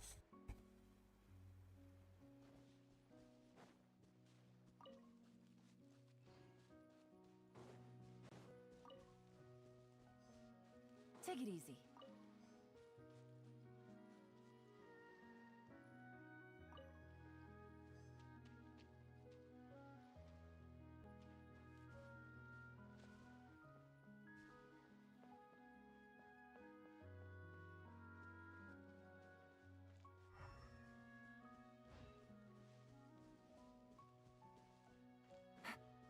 Take it easy.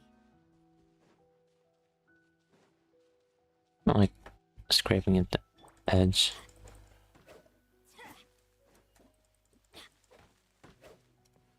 Off we go.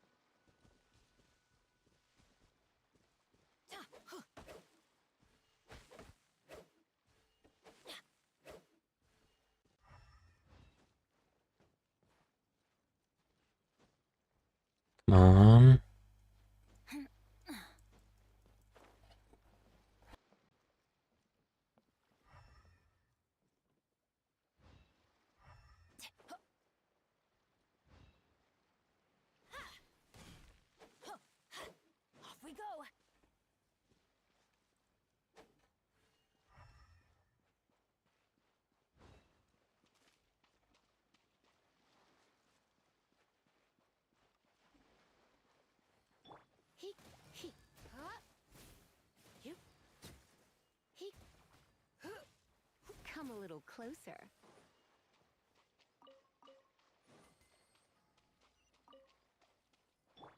I could barely leave the area.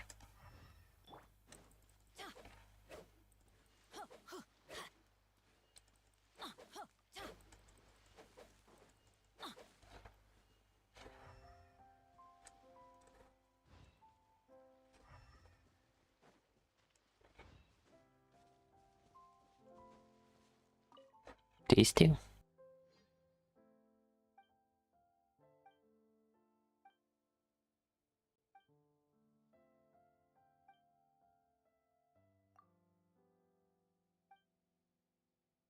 Hmm.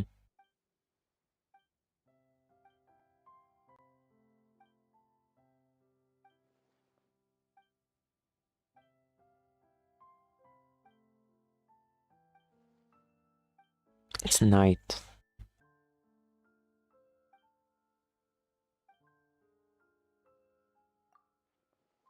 Sure.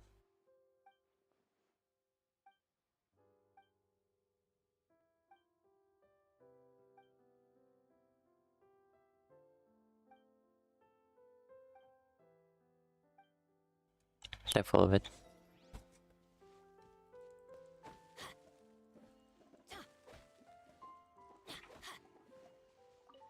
Adventure time!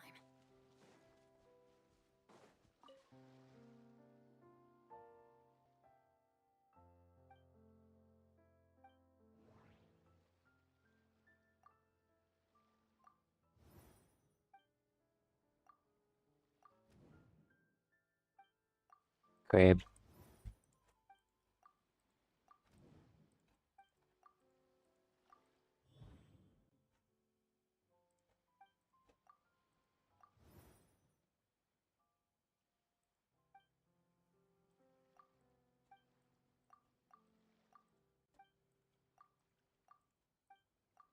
Perhaps?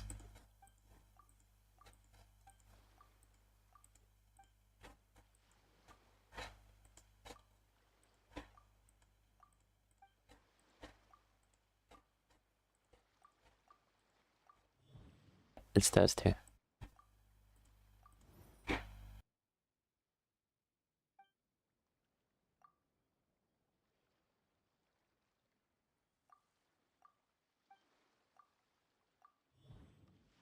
They varied.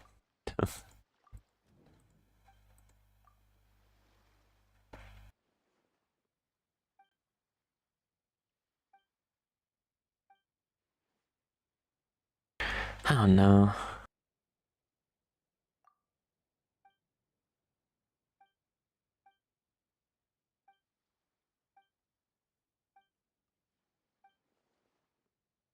Why are they annoying?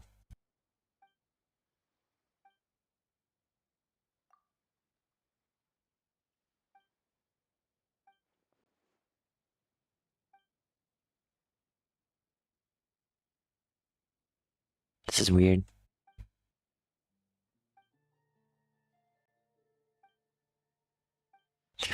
Paimon and chicken.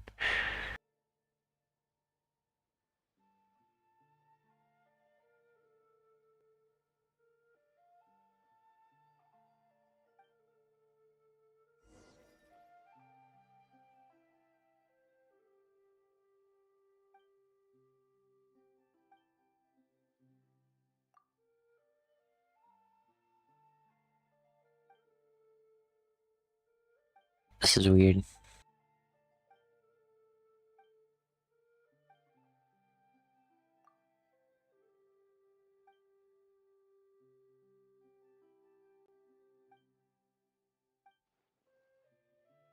Hmm.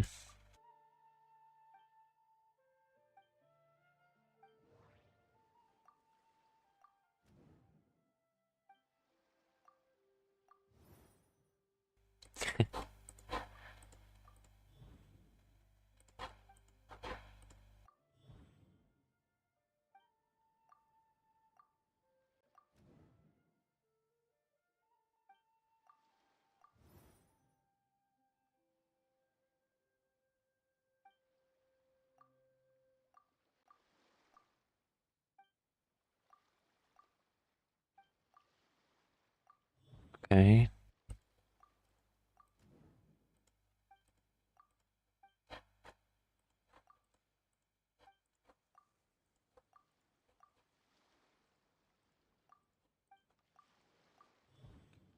Okay.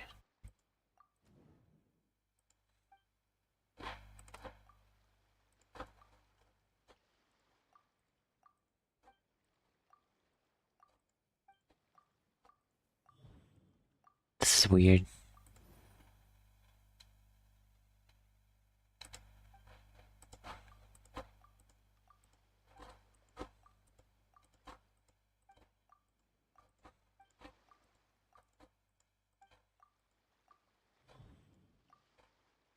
Oh, okay.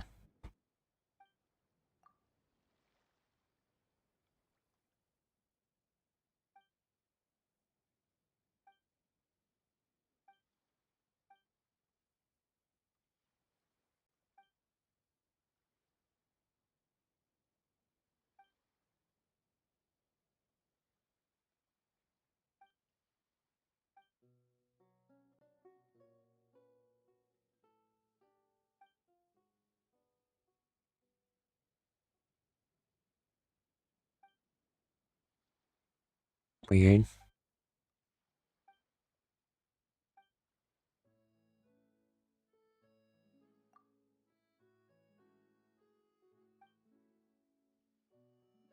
Hmm.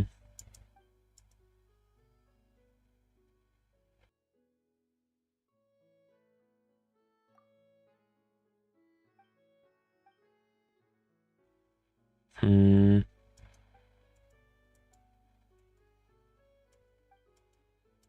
Sure.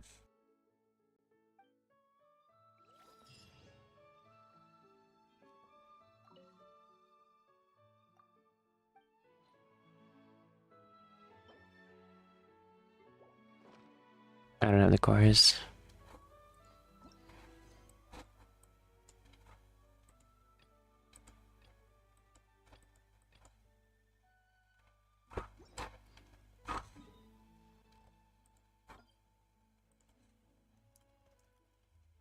Chord guy.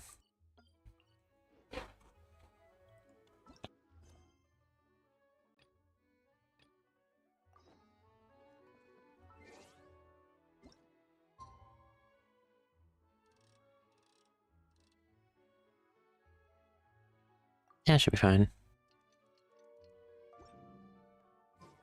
It's finally time to meet up with everyone. Paimon even dreamt of making the film last night. If Paimon remembers right, we're meeting at Hotel de Boer. Let's get going. Alright. Hotel de Boer. De Boer. De Ball. De Ball. Find us out, fish lady. Ayaka, Yoimiya, you're already here. Good morning. Xavier said yesterday afternoon went well. Yeah, and how about you, Ayaka? What were you up to yesterday? After we split up, Ayato went to see Udex Nervillette at the Palais Marmonia. I was originally thinking of going with him, but he said he could manage it himself. He told me to go see the sights around Fontaine and to enjoy the local culture. Hmm. So I rode the aqua bus with Yoimiya and visited the opera house on Aranias Island. Yeah, you wouldn't believe what we saw there. Two mechanical puppets that were dancing together. You've already seen them, right? Oh no. Yeah, those two. Amazing, aren't they? We sat and watched for quite a while. It was mesmerizing. Like we could keep watching them forever. Oh, it was the same for us the first time we saw them, too. Hmm? Afterwards, we went swimming at the beach. Well, diving, to be exact. It was the first time I ever breathed underwater. I held Ayaka's hand and we counted down together. 3, 2, 1, and then splash! We were beneath the waves.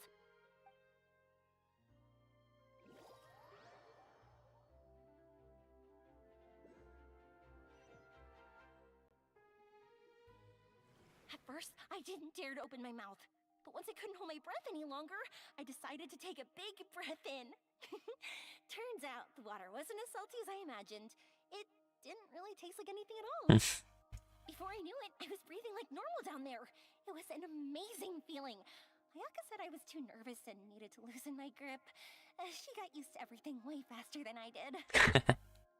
I knew that the Traveler could do it, so I had no doubt we could do it too. That helped me feel at ease as soon as we dove in. The underwater world in Fontaine truly is beautiful.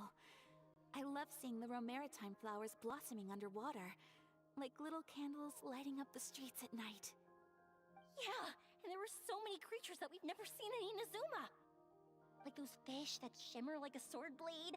Whoosh! Oh, and those big fish that call when they see people. Whales? Don't have fish. Oh, you mean Hunter's Rays and Blubber Beasts. I just love the name Blubber Beast. Just wait till Pops and the others hear about this. They probably won't believe a word I say. See, chest. A chest over there. Or some kind of loot.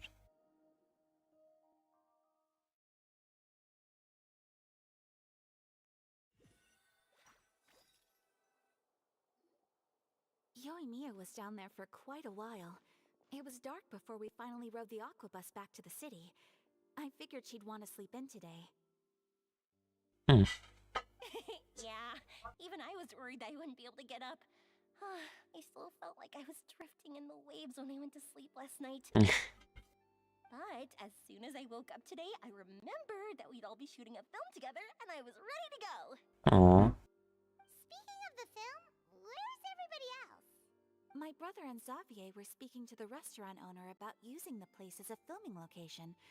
They should be here soon. As for the others, we're here. Great. Please excuse my tardiness. I just finished the Special Patrol's 6-mile morning jog. 6 miles? I'm so tired. I heard you all chatting, so I decided to come down. I sure could use some of that endless energy everyone else has. Nah, that's insomnia. Good morning, everyone. Boarding. Can someone fetch me a cup of coffee? More milk, hold the sugar. Sure, I'd be happy to do that for you. No, you can't go anywhere. Please, have a seat over here so I can get started on your makeup. The last thing I want is coffee stains on my costumes. I can get the coffee. It's the perfect job for an assistant. Alright, go ham. So much energy. Seriously, what's her secret? I don't know. Fireworks in her nostrils? Oh, Yoimiya's always like that. But you sure look exhausted, Farina. It's because you're not used to waking up so early, huh? Of course not. I spent the whole night reading the novel from cover to cover, marking sections that either need to be omitted or adapted. Wow. Paimon didn't expect you to be so thorough. Well, I was the biggest star in all of Oh no, not another clock. It takes more than just a pretty face to earn a reputation like that. I know how to get serious when the situation calls for it. I went all out when I was acting as an Archon, so why wouldn't I do the same for my own life? Here's your coffee, Director Farina. She's gonna drop it.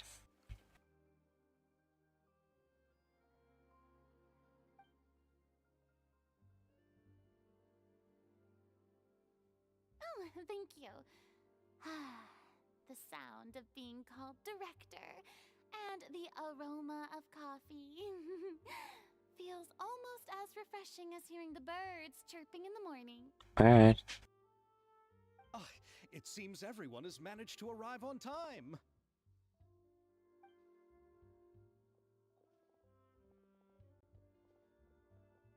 We've reached an agreement with the restaurant owner.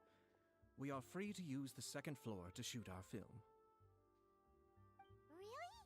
That's great! He is really looking forward to our film, and hopes that providing his restaurant as a filming location will attract more customers. Well then, Mr. Xavier, I'll leave the rest to you. Okay, thanks. First, I'd like to introduce our new members. This is our prop manager, Veronique. She'll be in charge of all the film's props and items. And this is Bonneau, our lighting technician. He'll be in charge of lighting and illumination to set up each scene's atmosphere. Wow. Sure feels like we have some real professionals joining the crew now. First of all, please allow me to first express my sincerest gratitude to everyone in the crew. When my investor informed me yesterday that he wouldn't be able to provide the funds, I really thought that this was the nail in the coffin for this film. I had no idea that I'd find so many people willing to help me on such short notice. Thank you. Thank you all from the bottom of my heart. No need to be so cordial, Mr. Xavier. We're all honored to be a part of this. Your works made a profound impression on me when I saw them back in Inazuma. I am sure that someday, this film will be remembered as a prime example of cultural exchange between Fontaine and Inazuma. Alright. Yes, the story is the reason I agreed to join. I can't bear to even imagine what this film would look like without the very best director. Say you're a narcissist without saying you're a narcissist. Anyway, I would like to make a promise to everyone that as the producer of this film, I'll do whatever I can to ensure that everything goes as smoothly as possible. This is not just my film. It also embodies the thoughts and feelings of every person here, as well as the endless effort we are about to pour into it. So, without further ado, The Two Musketeers will officially begin filming now! Crop. You may take it from here, Director Farina. All right, listen up, everyone. The first scene takes place when the two young musketeers are living at the Baron's home, still unaware of all that is about to happen to them. We'll need props and lighting to set the scene. Our lead actors can go get their makeup done, and extras, please take this time to go over your positions. Whoa. Seems Farina's really kicking things into gear as the director. Is everyone clear? I don't want anyone traipsing around the set like umbrella finches. Kinda rude, but okay. All right, cameras will start rolling as soon as the set is ready. Let's make a film that'll make some serious waves in Fontaine. Not the kind of waves that drown people. I mean, the good kind of waves. Oh no. Seems like she's still a bit traumatized by that. I have no idea what's going on. Anyway, let's go see if there's anything we can do to help.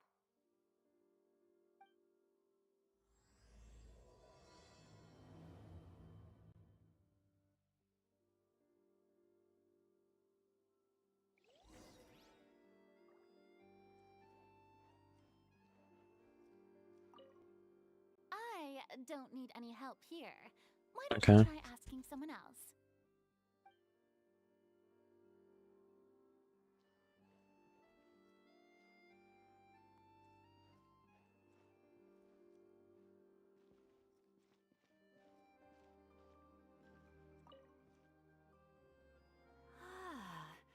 So this is what a musket looks like. Not exactly. Not exactly.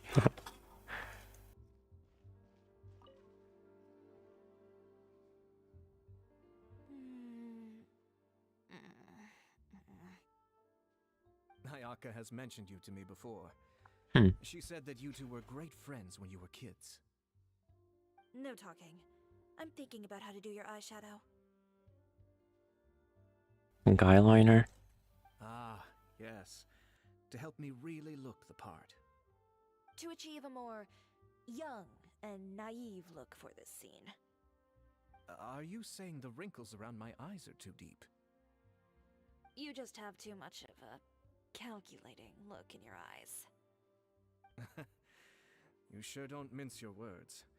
It seems you really haven't changed much. Quiet.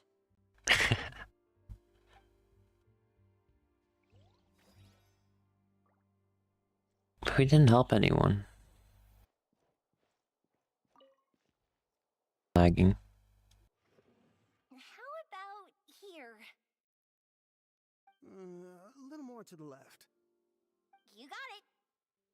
Hey, Yoimiya, do you need a hand? No, I'm fine. You know, doing the lighting is kind of like designing a fireworks show. It's interesting to imagine what kind of atmosphere the lights will create. I heard that the Traveler will be operating the camera and Paimon will be the clapper loader, right? Those roles are just perfect for the two of you. Yeah, participation trophy and actually doing something. Really? Is that because it'll be easy for Paimon to hold the clapperboard while flying? Well, sure, there's that, but that's not exactly what I meant.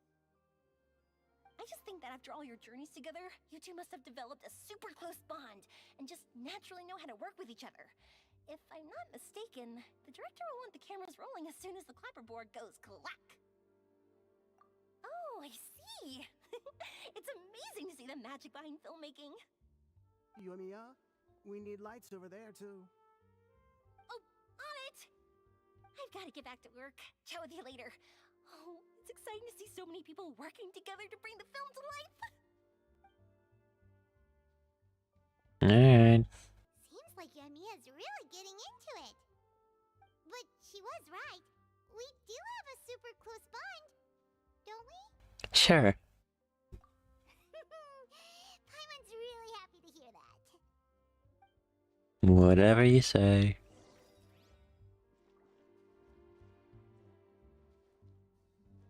Okay, it's just like something lagging everything out again. So, this is a real musket? No, it's just a prop weapon. Not bad. Have you seen a real musket before? Only in books and newspapers. I made this one based on the relative shape and proportions I saw in reference images. When we're filming, some special gunpowder will be applied around the muzzle, which will help create the flash and smoke effects of a real gun being fired. Which means it'll be up to the actors to portray the recoil. That's right. The sound effects for gunshots will also be added in post-production. Thank you, Veronique. I think I know where to start now. Okay.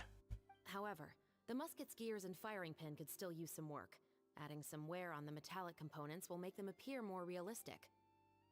Also, be sure to rub the muskets with some oil each time before we start shooting. That'll give the impression that the firearms have been well maintained. You mean well maintained. Good point. You seem to know a lot, Miss Chevres. I assume you use these types of firearms on a regular basis?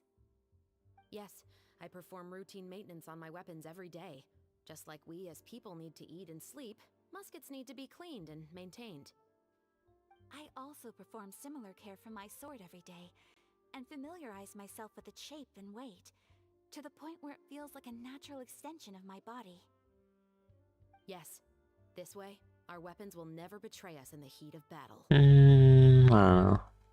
Yes, well said. It seems we have the same philosophy on this topic. Oh, sounds like they found a common interest to talk about. Though these props differ from the muskets I use, I can still give you some pointers. Good. I look forward to your instruction.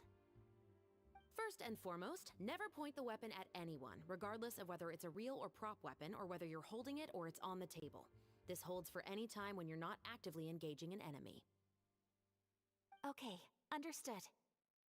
When aiming the musket, extend your arm so that it's level with your shoulder, and use your eye to look down the weapon's sights. Yeah, I don't like that part. Like this?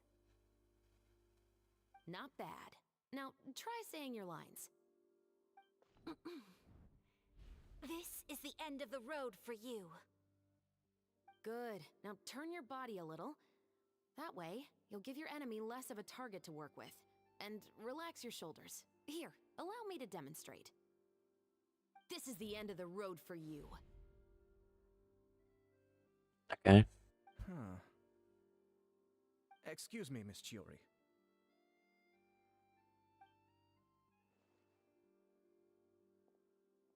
Director Farina, there's something I wish to discuss with you. He probably doesn't want to be in the movie. Oh?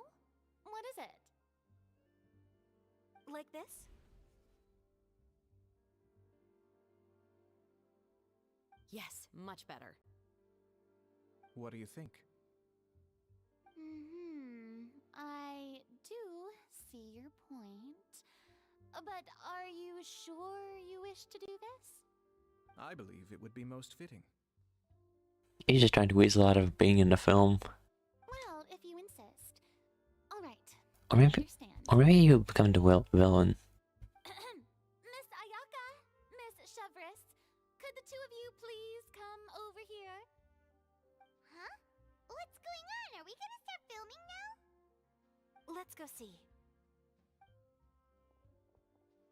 What is it? I have a question for you, Miss Chevris. Would you be willing to play the role of a musketeer? What? To clarify, I would like to turn over my role to Miss Chevris. But, brother... Don't worry, Ayaka. I actually view this as a good thing. I was becoming troubled trying to set aside some time to speak to the staff at the Palais Mermonia. I would like to have some conversations about the cultural exchange between our two countries, and I've heard that the bureaucratic process here can get rather complicated. Now, I will be able to focus on my work. Besides, you also know that I'm not really one for public performances. Are you really sure? From a director's point of view, I also felt like the relationship between the two musketeers in the original story could be improved. The older brother in the story plays the lead role with his overbearing character, but this causes his character to overshadow that of his sister, and the theme of the two supporting and relying on each other isn't conveyed very well. But if we were to change the siblings to two sisters of a similar age, then that aspect of the story might come through more clearly. Okay. Also, I've seen you instructing Ayaka. That cold and dignified personality is exactly what we need for the older musketeer. Of course, even with all these insights, the decision should still be made by Miss Chevris. I'm gonna bully someone into a role. Chevros mentioned that she really likes the story, right? Paimon bets that she'll take the role. All right, I'll take the role. Good. It's decided then. I'll get started on making edits to the script. We'll also need to make some immediate adjustments to the lighting, props, and costumes. I have a feeling that our adaptation will be even better than the original story. Oh no. Not Hollywood. You're doing a great favor for me, Miss Chevris. You have my gratitude. Don't mention it. I like this character, so if anything, I should be the one thanking you. Well, since my brother is the one who brought up the idea, I suppose there's no need to worry. Let's go, Miss Chevris. I look forward to working with you. Please, just call me Chevris. Alright. Seems like you're really going out of your way to solve the problem I was having with your makeup.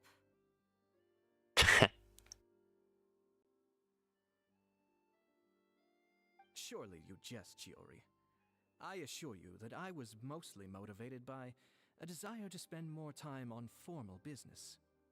Oh, come on. You really think I'd buy that? According to what I've heard from Ayaka, her brother is someone who can juggle 10 different matters at the same time. I'm sure you have other reasons for backing out. Perhaps. Ayaka always said she wanted to go out and see more of the world, just like the Traveler. But I feel that she needs not only to see other nations, but also to make some different kinds of friends. I think it would be harder for her to make new connections with me constantly by her side. I would like to give her some space. Alright, go on. Spoil her some more. Ayato, it's too bad you're stepping down from the role. Paimon really wanted to see you act as a musketeer. No need to poke fun at me. I'd wager that you also felt that I wasn't the best candidate for the role. It's a little hard for Paimon to imagine you saying those lines. Yes, I've made an appointment to meet some people from the Palais Mermonia. Now, I will have some more time to prepare. Traveler, get the camera ready. Paimon, get the clapperboard. Actors, to your positions. We're about to start shooting the first Alright. scene. Go on now. And please take good care of Ayaka. Yep, don't worry. Thank you. I look forward to seeing the film when it's finished. No flirting. Oh man. All right. Now that we're all here, let me help set the scene for everyone. The first scene takes place when our two main characters are still living at the Baron's estate. They've been ostracized and verbally abused by others in the household, but they still have no idea why. We want to capture how naive and innocent they are despite their pain. Chevres will be playing the role of the older sister, Tulip, and Ayaka will be the younger sister, Iris. Be sure to get close-ups of the main characters at the right moment. Silence on the set! Lights! Camera! Action! Let's go! Tulip, Hmm. Mother's been out for quite a while now. Perhaps she went to pick some flowers on the way home. You know how she loves flowers. Iris, Tulip! I'm home! Mother! You were out for so long, we were beginning to worry about you. I'm sorry, but I'm back now, safe and sound. Here, I brought your favorite treats. Apple turnovers. Turnovers? Mother, what are those bruises on your hand? Huh? What bruises? Oh, I must have bumped into something while I was working yesterday. But I didn't notice them this morning. Then perhaps they're from when I accidentally tripped when I was out just now. By the way, did you have fun playing at home?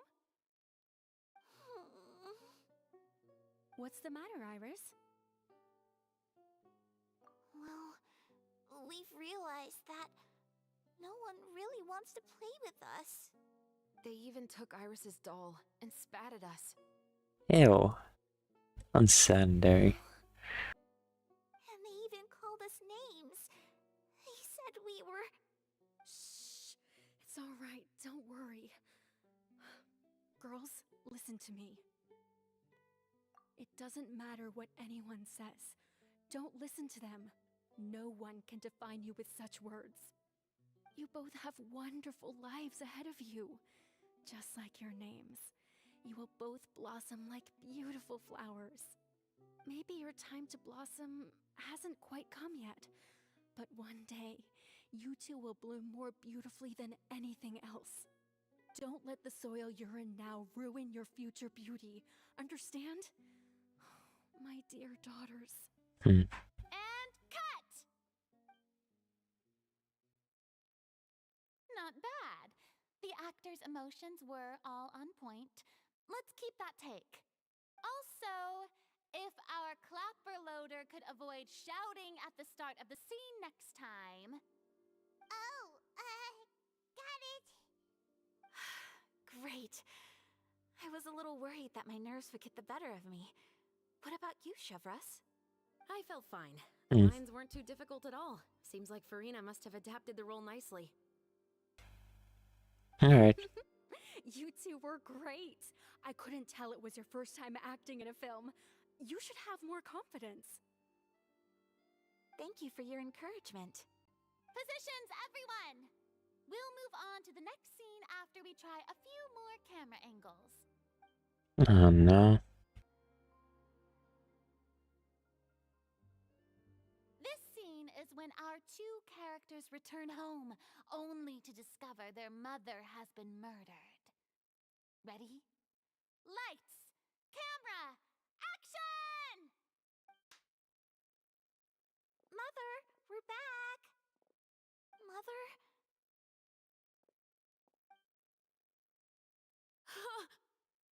What's wrong, Tulip? Is she blind? Iris, stay away! Huh? Why? What's... Mother! Mother... she's...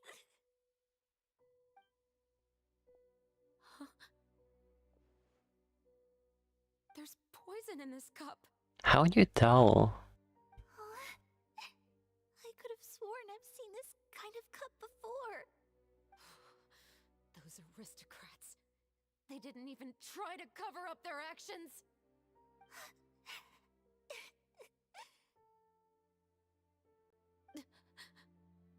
Iris, we need to leave this place. Leave? But now that Mother is gone, where can we even go? Oh. Anywhere.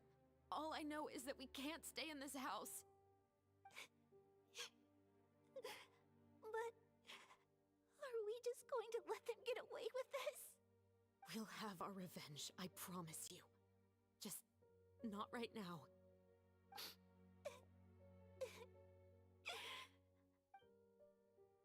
Come on, let's go.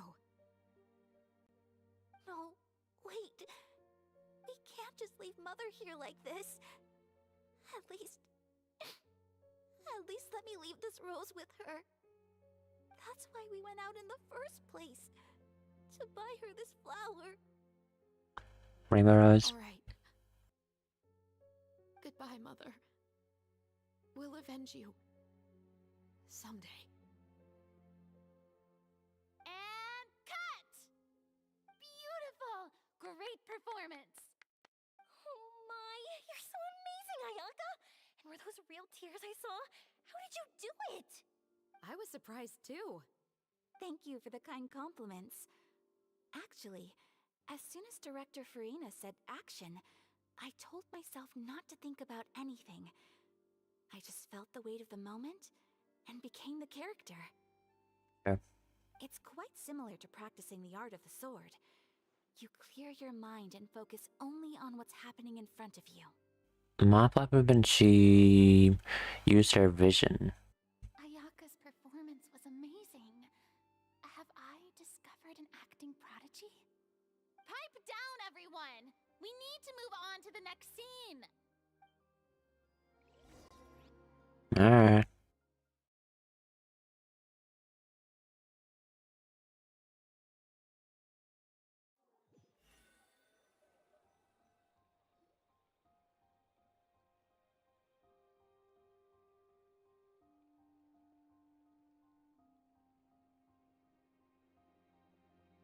Huh? Are we done already? But Paimon wants to keep playing with the clapperboard. Like a little kid.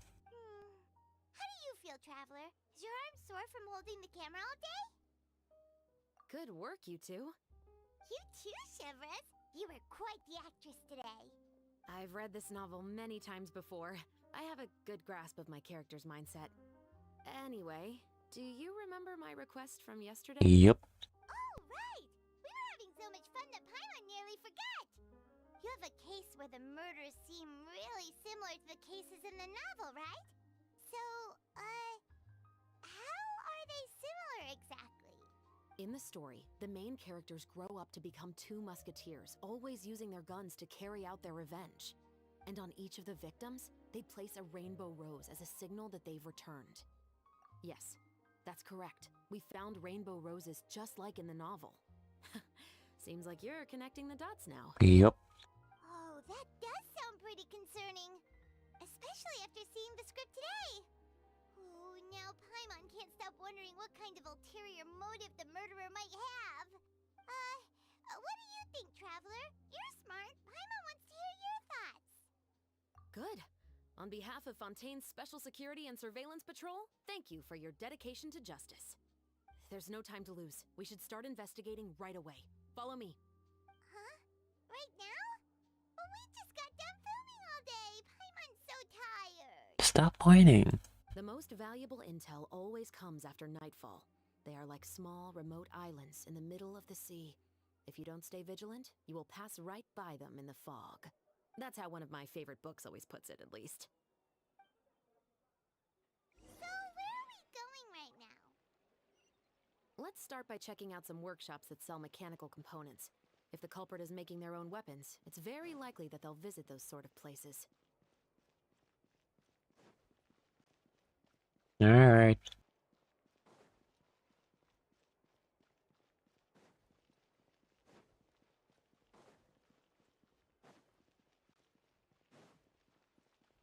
Adventure time. Actually, I wonder. If I did the 2 times bonus, would I be able to even get it? Doing that again at least.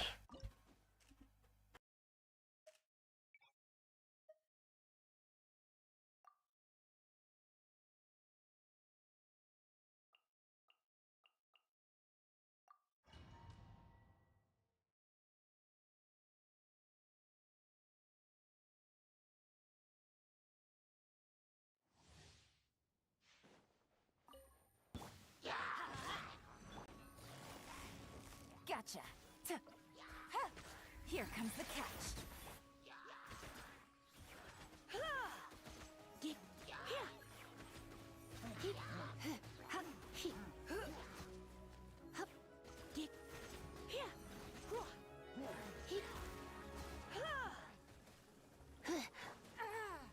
It's nothing. Your life is mine.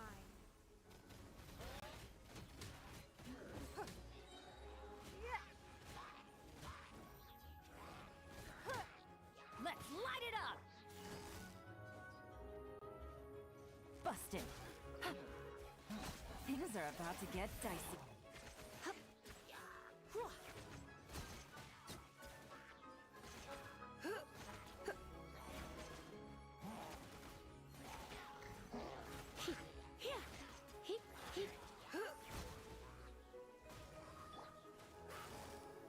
Quietly now.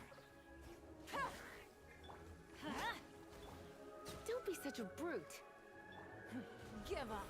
Submit. Nope.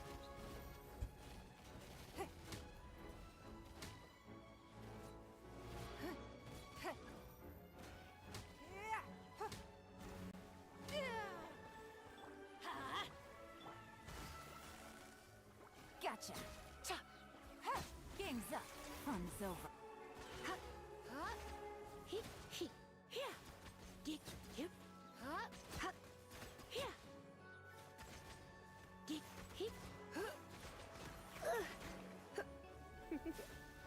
Don't waste my time.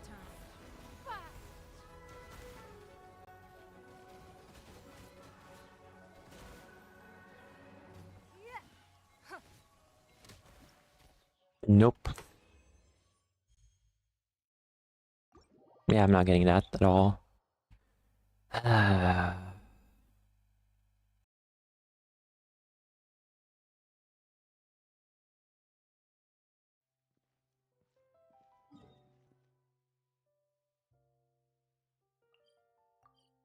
You're there.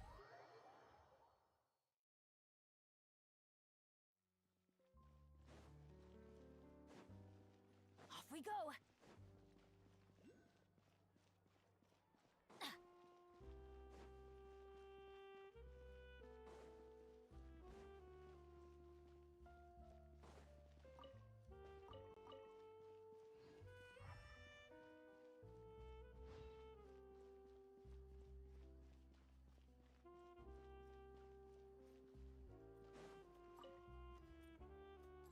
Welcome to Le Show's Clockwork Workshop. How can I help you?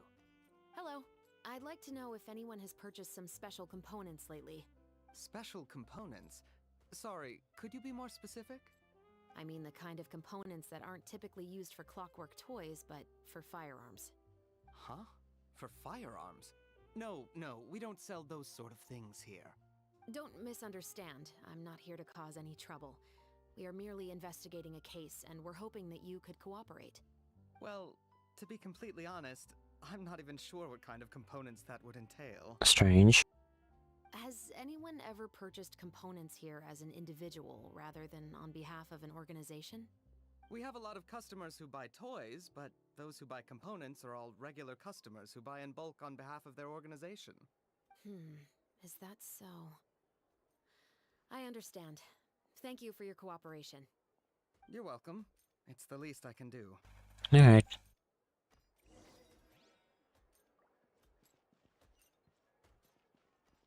Why did they make us go all over the place again?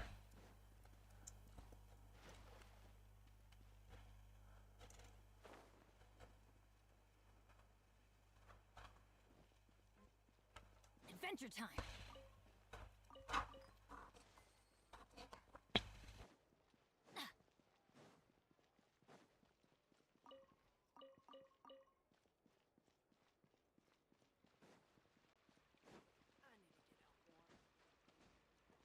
Off we go.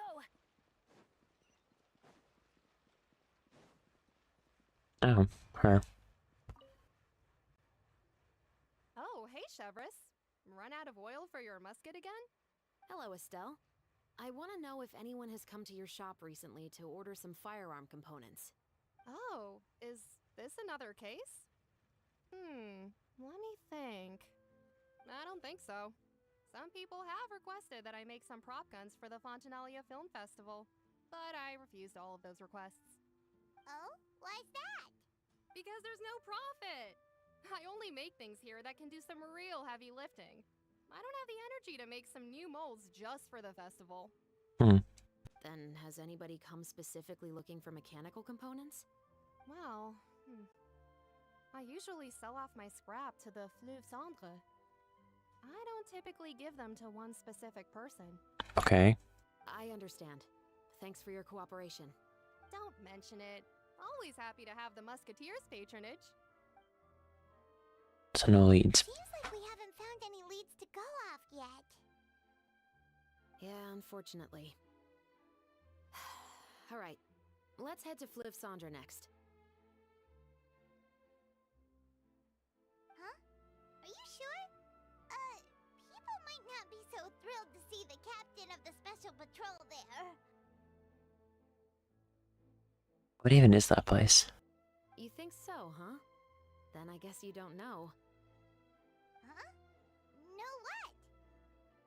That I grew up in Fleuve Cendre.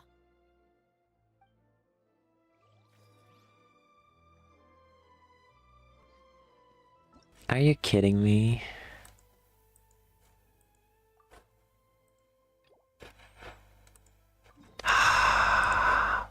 Fine.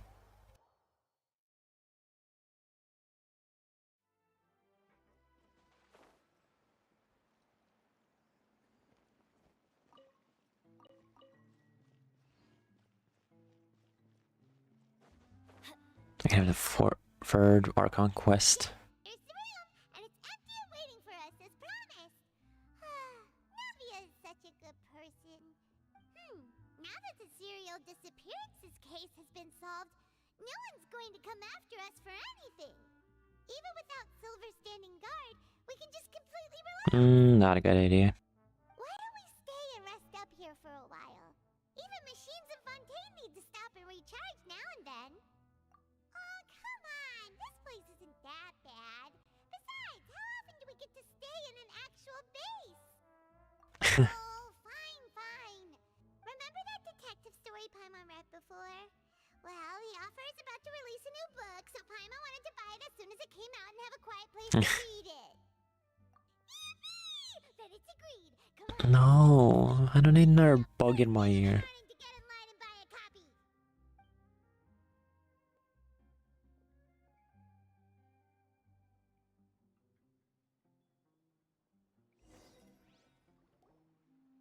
Paimon didn't expect that style at all. Even though it's a detective novel, it's also like a special documentary. It's actually pretty good. No, Paimon just spends a bit more time sleeping than you, that's all. Sure.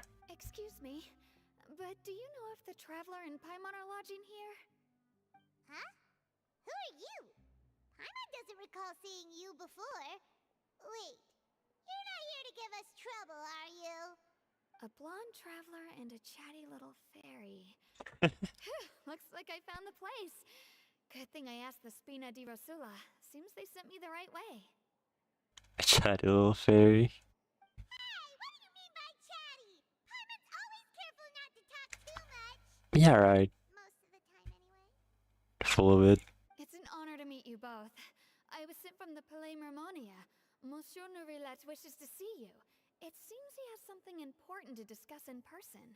Alright. Nivelette? He wants to see us again already? Huh. We talked so much the last time we met. Has something happened since then? I am not privy to the details. It would be best if you came to the Palais Marmonia and asked Monsieur Nourrilette in person. If you say so, but Hyman has a bad feeling about this. Now that I've delivered the message, I'll take my leave. Thanks! We haven't left the room for a few days, so we'll head over once we've freshened up a bit. Ew. I was forced into this.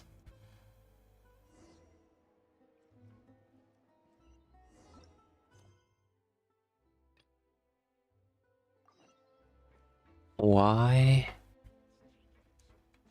Was it just because of this area?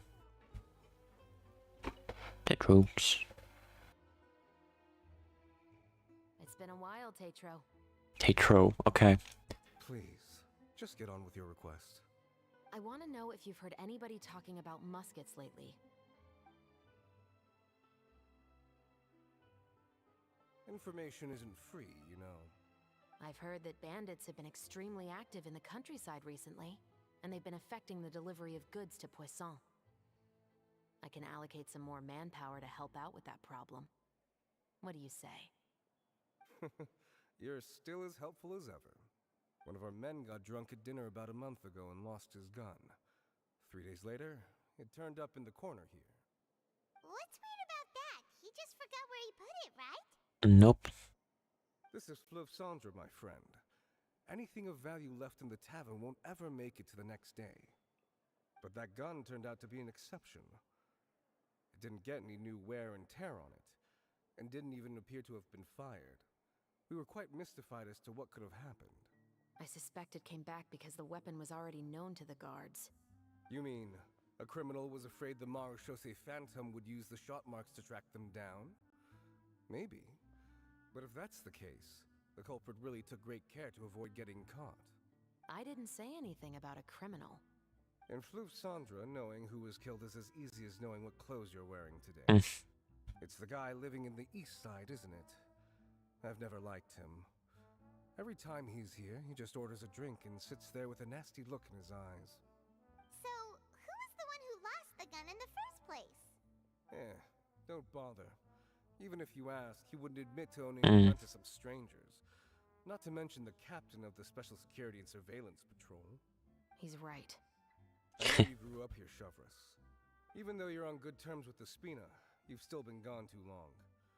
Not many people know you here now, and a lot of people don't like the Special Patrol. I know. So take my advice and don't show your face too much around here. It's for your own safety. Rude. I'll come and go as I please, and I'm afraid I'll be appearing more often due to my work. Alright. Don't say I didn't warn you. She kind of reminds me visually a bit like, well, a bit of Amber, but purple hair, different eye color and a patch.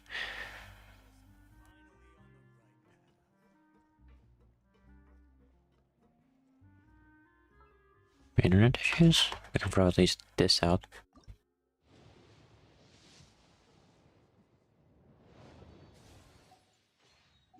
Yeah, typical.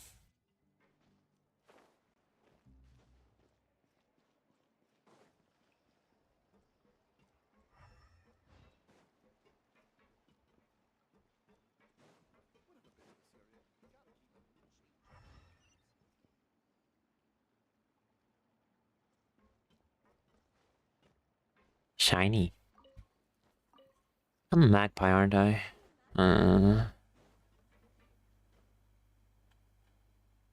Turtle? Tortoise? Hello, I'd like to ask some questions. I don't know anything. Don't worry, I'm not here to arrest anybody. You say that now. It's the truth. Here, take this as my guarantee. Wait, did Paimon just see what she thinks she saw? Is the captain of the Special Patrol bribing a citizen? Seems you're different from the other guards. What do you want to know? Have you heard anything related to muskets in Fleuve Cendre lately? Anything at all? Muskets, huh? All I know is that about 2 weeks ago, we started hearing some loud noises at night. So loud that it's been waking me up. Were they gunshots? Possibly. It's hard to tell around here. Someone's house collapsing, a pipe exploding somewhere, it's all the same. But the noises I'm talking about definitely happened after I fell asleep. Do you know where the noises were coming from? I don't remember clearly. Is it that you don't remember, or that you need to think about it some more? You tell me. Then please, think about it some more. She's giving her even more! The noises came from the end of the Southern Waterway. I came out and had a look for myself when I wasn't sleeping well, but I didn't dare get too close. That's all I know. All right, I'll take your word for it. Thanks for the pâte de fruits.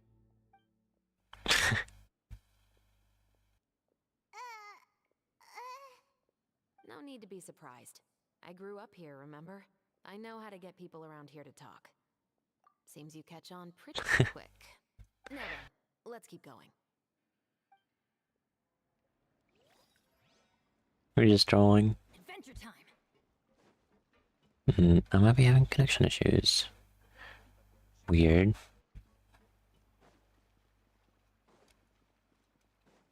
Over here.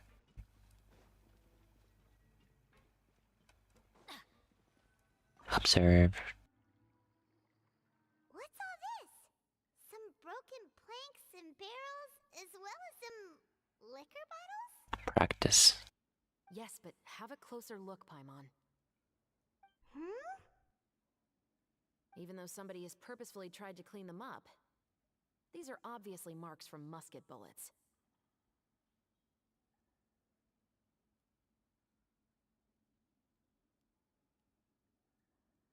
Yeah, I feel like this is just In other something. words, Practice. Someone was here trying to improve their shot.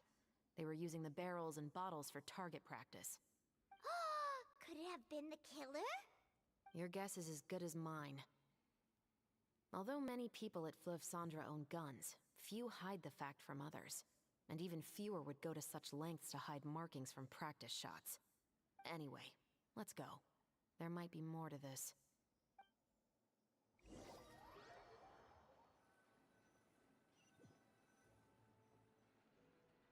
Seems like that's all we'll be able to uncover for today. Paimon feels like we managed to learn a lot more here than up on the surface.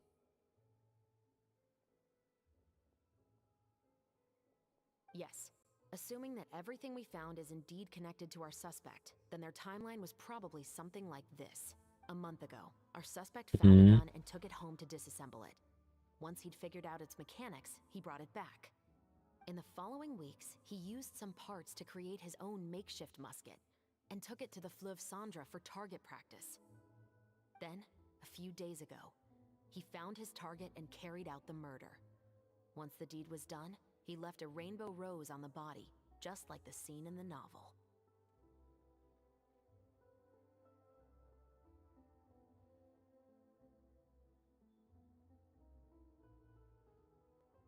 Damn. That all makes sense to Paimon, but we're still no closer to figuring out the killer's identity. The deceased was a resident of Fleuve Cendra. It's said that he was a poor, solitary man. Yeah, that's also something I'm trying to figure out. If we are indeed following the novel, and there's a story behind the murder, then this murder should be an act of vengeance. But according to our investigation, the deceased didn't have any enemies. What if he was just like this, one of the servants? He was no saint, but no one's heard of a rival who hated him enough to shoot him dead. Much less care to leave a rose on his body. What message is the killer trying to convey? And to whom exactly? We've thoroughly investigated that possibility. He claims to have spent the whole day at the Opera House on the day of the murder, and the staff there have confirmed his account. Okay, so he has an alibi. Not only that, he lacks a credible motive as well. He has a family of his own, and both of his parents are still alive. I've looked into his records. He was adopted at the age of 6, and all the proper procedures were followed. There are also records of him at an orphanage before then. Okay. in the story, the mother of the two musketeers was murdered after the children turned 10. Of course, he could have changed the children's ages, but I don't want to assume anything without evidence. More importantly, I've also had a chat with him in person. He didn't seem like the kind of person who would pull the trigger to kill a man. So copycat? Then, what should we do now? We have all this new information, but it doesn't help us move forward. Investigations take time. I didn't expect us to catch the culprit in just a single day. How about this? Let's spend the next few days filming with the crew. We can continue the investigation once we're done with the film. I'm sure that given time, new leads will present themselves. Mm-hmm. Wait, but weren't you saying Intel is like small, remote islands in the middle of the sea just a moment ago? Wouldn't you just miss them if you were to stop looking? Ah, but the book had more than one reference to the islands, Paimon. Oh? What else did it say then? As long as you spend enough time sailing through the fog, you'll eventually come across an island. Alright. Act 2 done.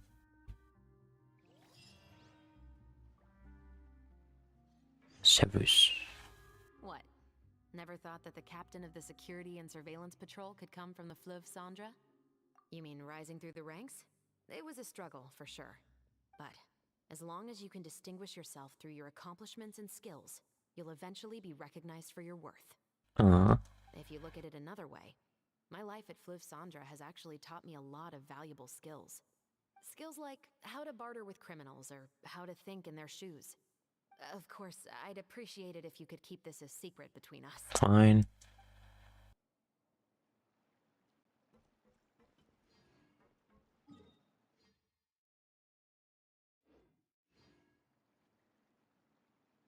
We can continue with the other thing. Newbie. Newbie lit.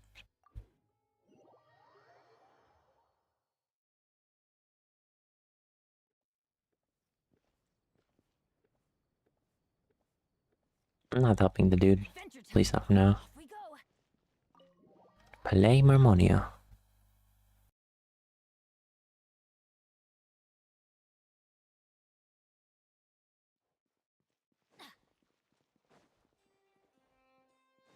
Okay, so you have to go around.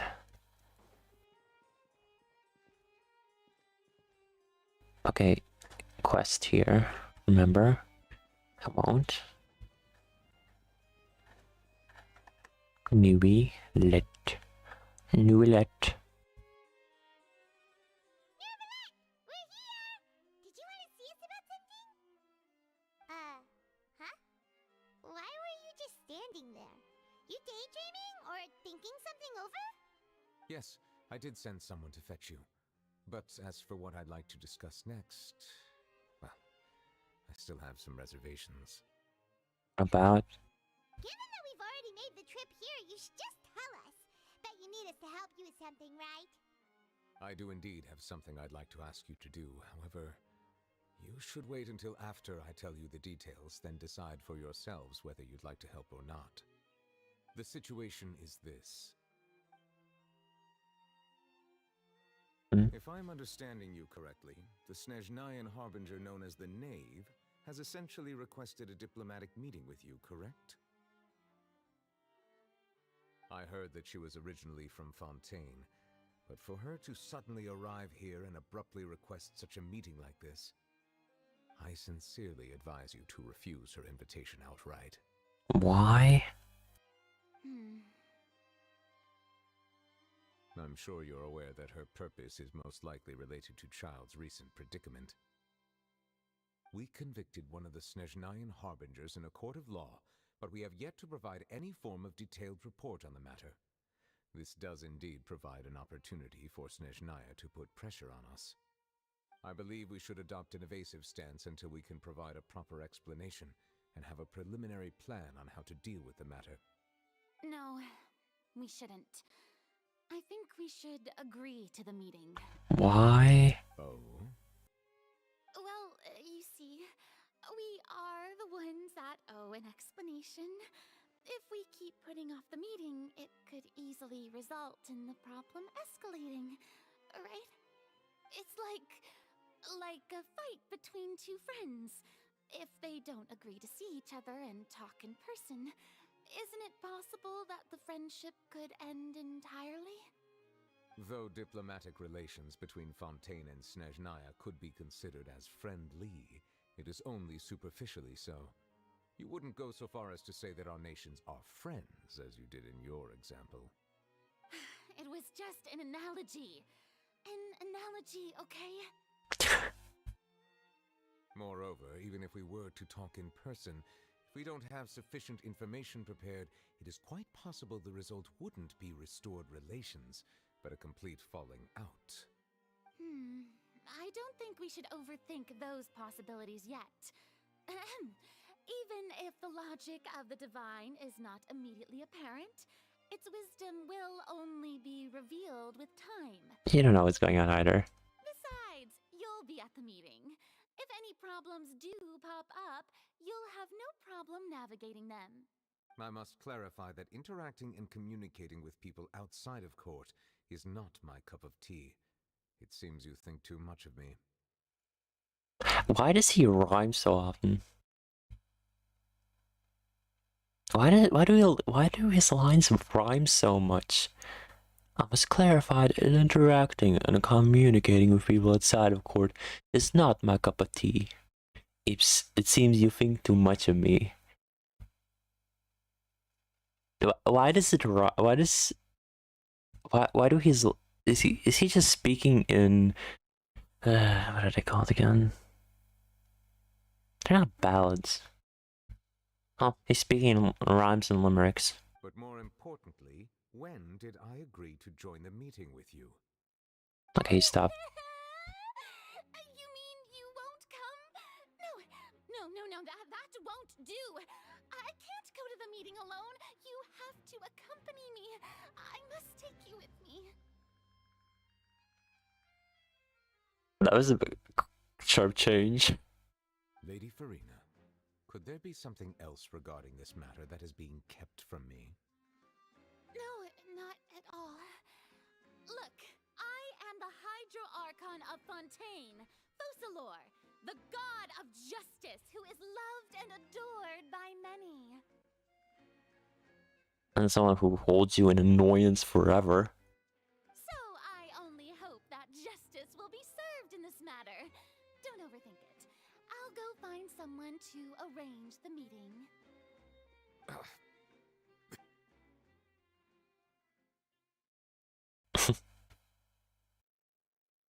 Though it could officially be considered a diplomatic conference, I prefer to see our meeting today as an ordinary tea party. I assume you see it the same way, Miss Farina? Why does she have X's in her eyes? Lady Farina?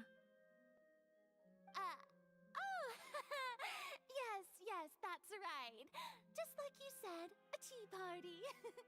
I should thank you for providing the pastries. They look delectable. To make this tea party even more lively, I've invited someone else to join us today. Oh no. It's a pleasure to meet you, Monsieur Neuvillette. I was born in Fontaine, so naturally, there's no need to introduce the nation's revered Eudex to me.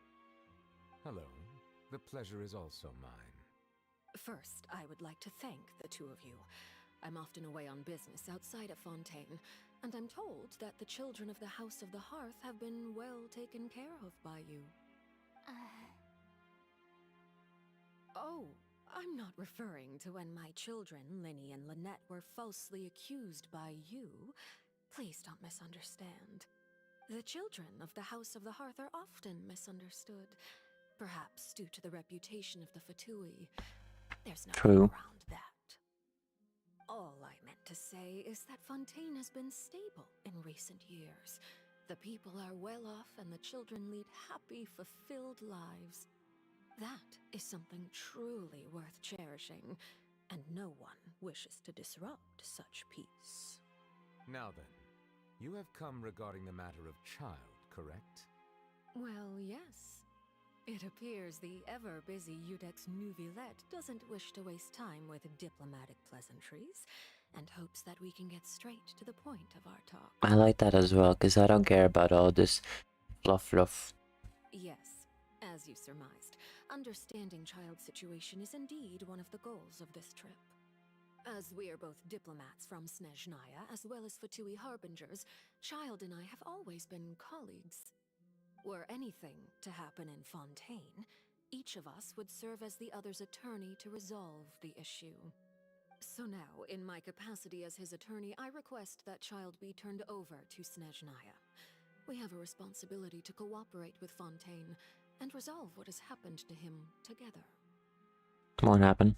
The rules governing attorneys only apply before a trial has concluded. Since a verdict has already been rendered, we see the case as settled. I apologize for being unable to grant your request. An outright refusal. Very well. I respect all the rules of Fontaine's courts, just as I respect you as Chief Justice. Okay, why don't we back up a step? You don't need to transfer Child to us. I only request to enter the fortress of Meripede to see Child and confirm his condition. It's not like you couldn't even manage to fulfill a simple request like that. Right, Miss Farina? About that. The fortress of Meripede has always been completely autonomous. Even we have no authority to interfere there, and diplomatic issues do not suffice as an excuse. However, if you absolutely must confirm the situation of the Harbinger, I have a proposal. They're gonna put us in there. The knave showed up already? Well, Lenny did say that father will be returning soon. We didn't even know that Lenny was from the House of the Hearth at the time, so we kinda overlooked that information. Yes, thank you for your kind advice. I'm well aware of the situation. I also noticed that Lady Farina acts a little odd and unnatural whenever I bring up matters related to the knave. History? Could the knave be threatening Lady Farina or something? If that were the case, then why wouldn't Lady Farina inform me? And what means could the knave possibly have to twist the arm of an Archon? So maybe that's not very likely. Even though Farina can act a little weird at times, she's still an Archon. An annoying one. In reality, this problem is even more thorny than it appears. According to reports from the fortress of Meripede, Child recently disappeared under mysterious circumstances. How? The details are still unclear. We cannot rule out an escape, but there have also been no reports of him outside of the fortress of Meripede. Special guards oversee the fortress, and its internal systems are extensive. Combined with the special characteristics of the surrounding terrain, an escape should not be possible. I suspect that there's something else behind Child's disappearance. Teleporties. I was only willing to share this information with you because you are friends of Child, and it is my duty to see justice done. So this is what you wanted to see us about before. Yes. I would like you to go to the fortress of Meripede and investigate Child's disappearance. How? This was my proposal during our meeting with the knave.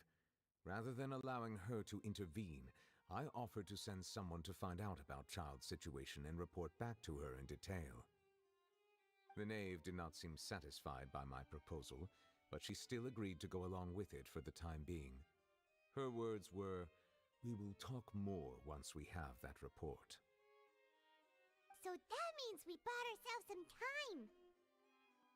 Firstly, you're already acquainted with Child. Your eyes may discern relevant details there that others would miss. And secondly, is the consideration of the unique nature of the fortress of Meripede. Which is? Isn't it just Fontaine's prison? I would not define it so crudely.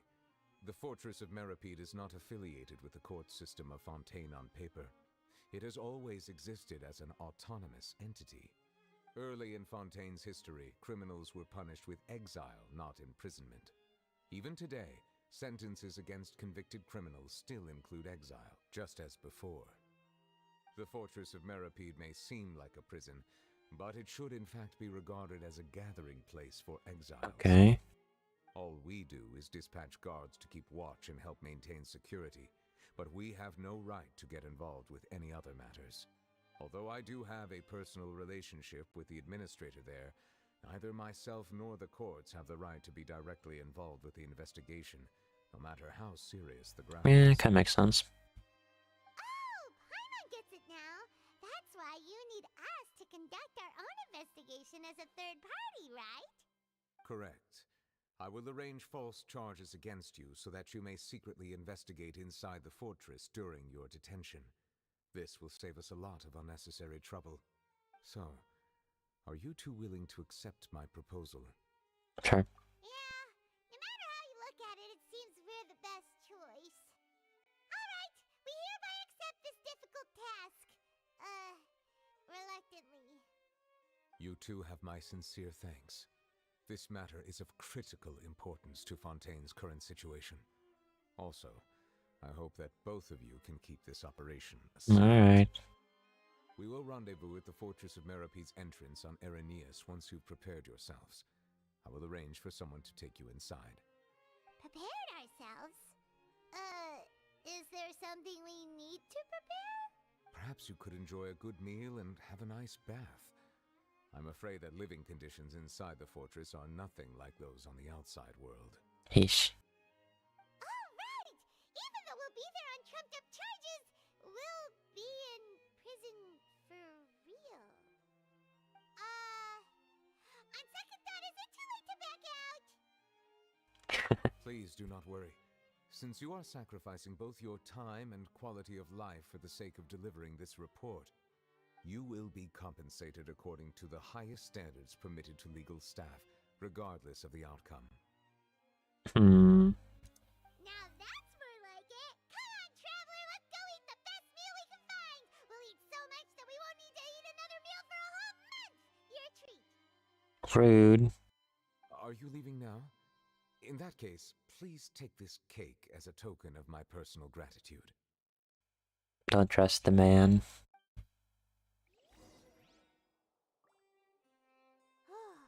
Anyway, let's head out and meet up with the others!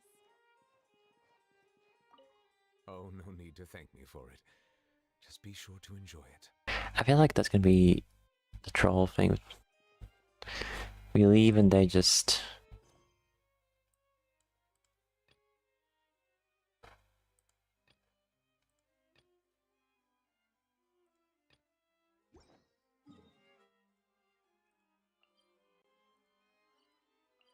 Wait, what?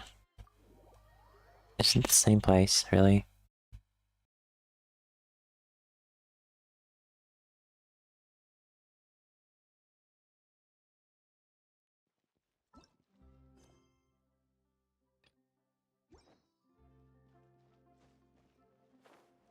I think I'm gonna at least get rid of this part and make it so weird in the Merapedes, because I don't think there's gonna be any character that's involved with that. Paimon will have that, and that. Oh, and one of those too. No Fonta, thank you. That cake was pretty good. But as soon as Paimon remembered that we're about to go to prison, Paimon's stomach suddenly became completely empty. Your stomach is a void. Now that Paimon thinks about it, we've always been super careful ever since we arrived in Fontaine. Just to avoid breaking any strange laws here. But here we are, about to willingly send ourselves off to the Fortress of Meropede. Maybe this is what they call fate. Let's just try our best to investigate everything quickly once we get there. Paimon doesn't want to stay in prison too long. Are you being photographed? Oh, what is that I hear? Is it the taste of a breaking story? No, it's a stalker in the bushes. What is up with you people? You need a life. Hey! You can't hear a taste! And what are you doing here, Charlotte? Oh, don't remind me. I invited an eyewitness to a case to eat here, and I was planning to get some great material out of him. But he didn't even show up. Calm down, calm down. This is nothing new. As a journalist, you should be used to this by now. As long as you can score some juicy tidbits from the traveler, you might still be able to recover the cost of the meal. You know we can still hear you, Charlotte. Never mind. It's nothing. I just heard you mention the Fortress of Meripede. You didn't commit a crime, did you? Please tell me all about it. You're a bit too eager. No way! We would never! We're just going there to...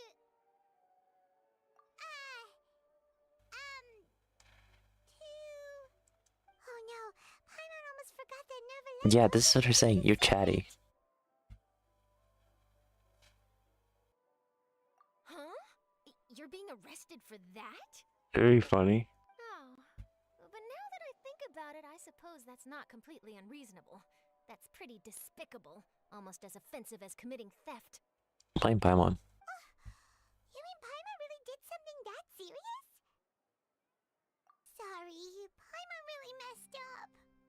Well, in that case, it's nothing particularly newsworthy after all. Oh, how disappointing. How to take the wind out of someone's sails. Right, there's still a chance. Since you're going to be at the Fortress of Meripede, would you be willing to help me gather some material for a story? Why are we being dragged into everyone's mess? About that, Paimon doesn't think we'll have any time. Oh, it's nothing difficult. All you have to do is think of a way to get some time face-to-face with the warden of the fortress. He was awarded the honorary title of Duke in Fontaine. Sounds really cool, huh? Only those who have made significant contributions to the nation have been conferred this title. It's incredibly rare. On top of that, the Fortress of Meripede has never been under the jurisdiction of the courts. Practically nobody, including journalists like me, knows anything about the person in charge there. Ask Nuvolat. Oh, if I could write an exclusive article about him, I bet it would sell a boatload of papers. You make it sound easy, but it really depends. Of course, I wouldn't ask you to do it for free, so this meal is on me. Why does every character rhyme now? Alright, you got a deal. We'll do anything you want. Paimon. No. Then it's settled. The food should be here any second, right? Huh? Wait, just how much did you order? You have offer agreeing to the bottomless pit's whims.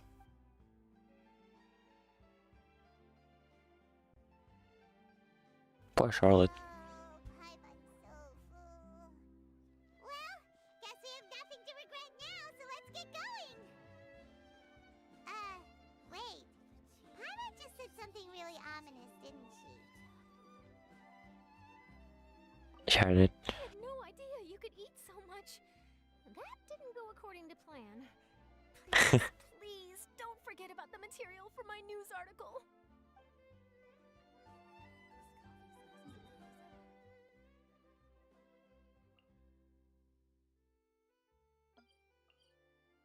Why are we going here? We don't have enough for the next ranker now. Probably don't. I know I do. It's not a waste of time then. Okay, more quests. Who are you? No idea. Wait. But I feel like they're from... they're not from Minasum, are they? My guess would have been... Leeway. Offers.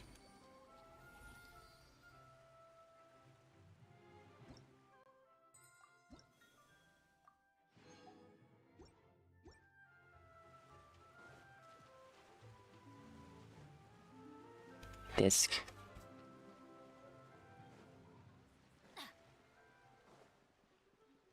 Adventure time. Welcome to the Opera Epiclose.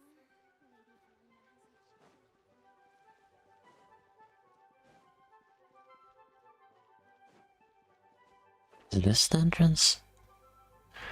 There you are. Run.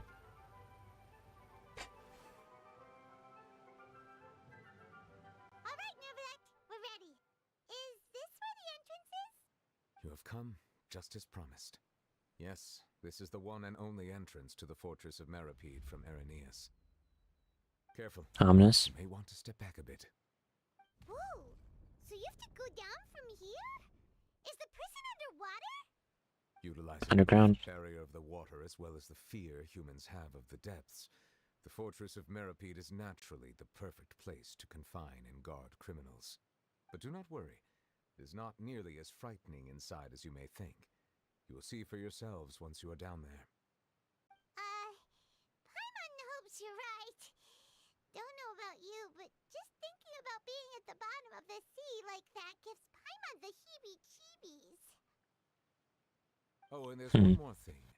I mentioned that I have had personal dealings with the administrator of the fortress, Writhsley. He's a very shrewd fellow. Yeah, we heard about him too. He's that Duke, right? Correct. He is the highest-ranking manager of the underwater prison. Even though you are going there to investigate at my behest, it would behoove you to avoid any confrontation with his subordinates.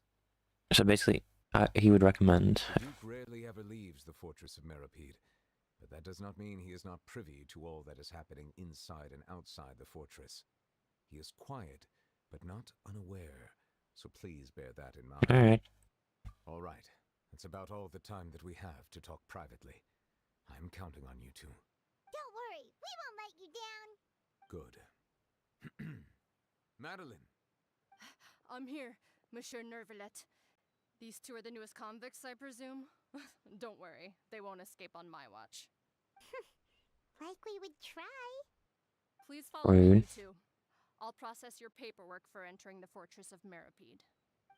Alright.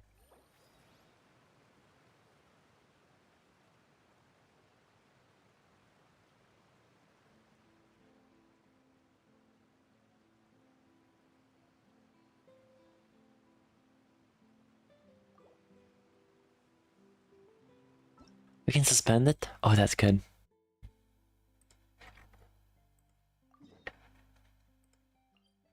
Okay, we're down here. Are we? Or is it upstairs? Might be upstairs. Yes, it's upstairs. Alright.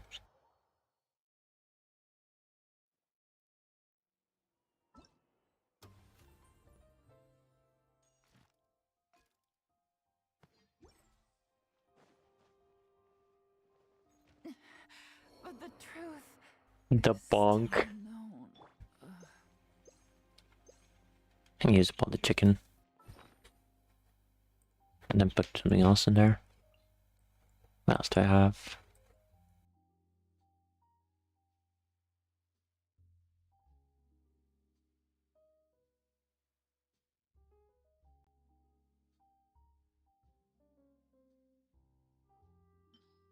Yeah, sure. Wait, do I already have the for weekly thing? Did I already cook? Weekly? Yeah. I'll have a new one soon.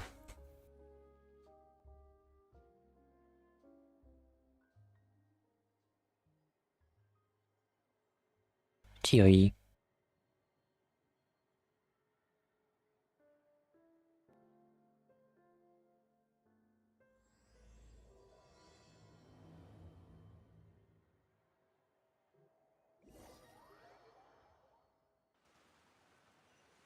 Can you just show us?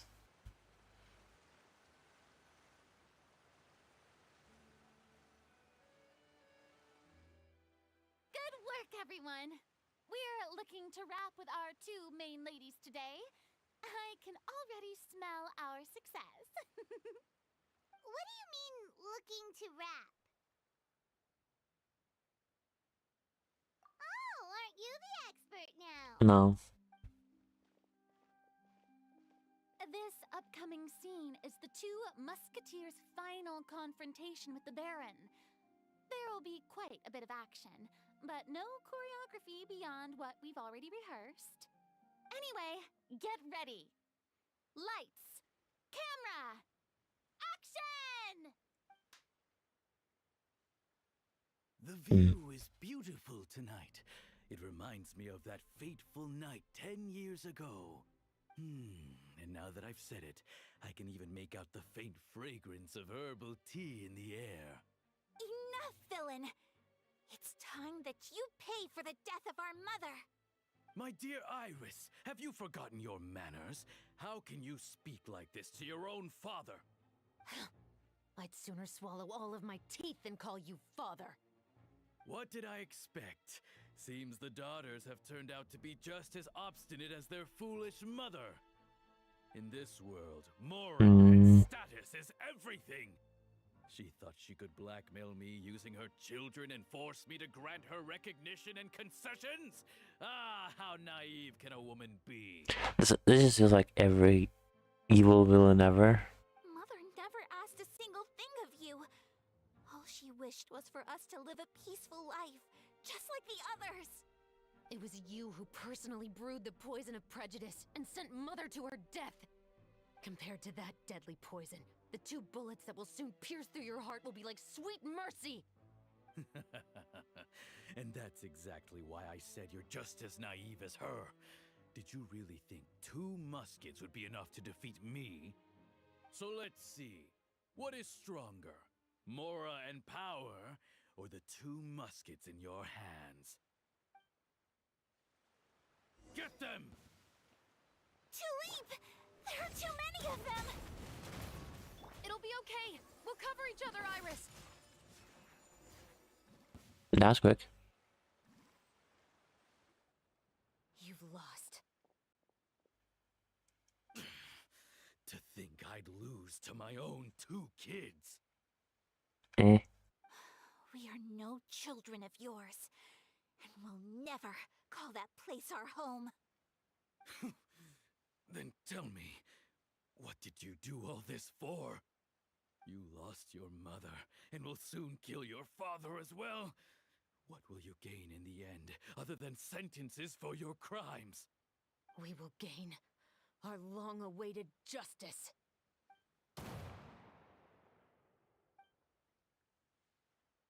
It's over. Finally, it's over.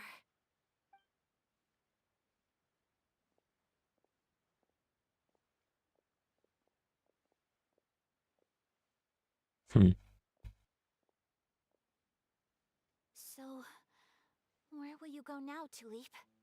I'm not too sure, Iris. Maybe somewhere with lots of flowers? After all, Mother always did love going where the blossoms were. What about you? I want to go visit Mother's grave.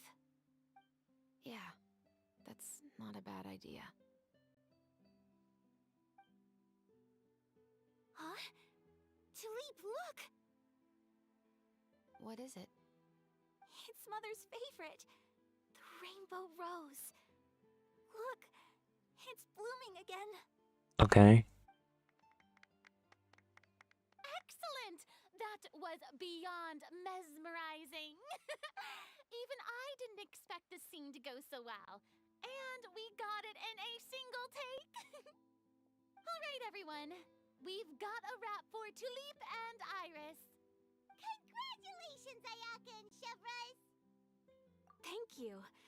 I didn't expect our parts to wrap so quickly. I wish I could savor the experience for just a bit longer. Paimon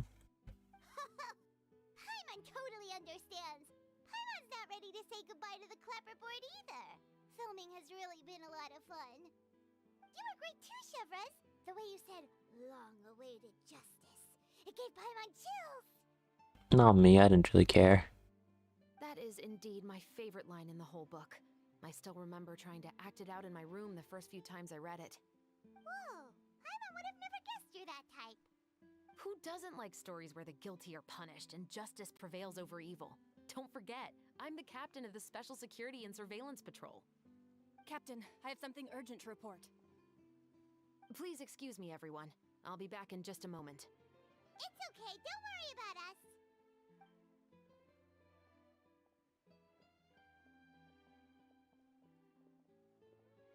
Oh? Was she whisked away by work already? I was just about to tell her how great she did. You'll have time for that. It seemed like some important official business. Then perhaps we should thank the stars that we were able to wrap both of your parts so quickly today. Switching around the filming schedule would have been a real pain. Anyway, I actually came over to let everyone know that we're all done for today. You can go home and get some rest. And one last thing, Miss Ayaka. Your acting skills today were immaculate as always. Are you sure you won't consider taking up full-time acting? See, I just happen to know this great troupe that's still looking for a lead actress. Thank you for your kind words, Director Farina. Unfortunately, there are still many matters that I have to take care of back home at the Yashiro Commission. I cannot remain in Fontaine to pursue an acting career. Maybe later. Nevertheless, I will make sure to treasure this incredible opportunity in my heart. Oh, that's a shame. But I understand. Just let me know if you ever change your mind. I believe it's also about time for me to take my leave. But hopefully I'll see you on set over the next few days. Even though my part's wrapped, I'd still like to swing by and help out the crew. Alright. See you tomorrow, Traveler and Paimon. Yep, see you tomorrow! Well, what should we do next? Maybe we'll go investigate the case some more with Chevres today. Traveler, Paimon, please come with me. Of course you will. Huh? Where are we going? You could say that our ship has finally chanced upon one of those small, remote islands of intel. Alright.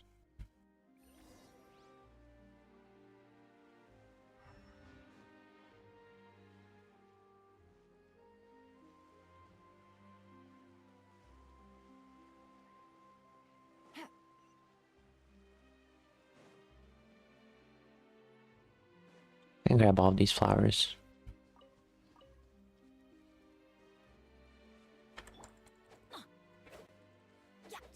That's a fake tree? Why? Okay, that's not for some reason.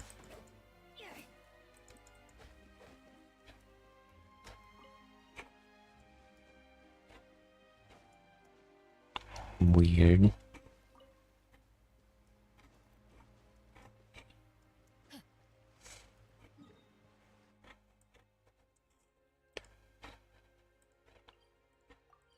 Weird place.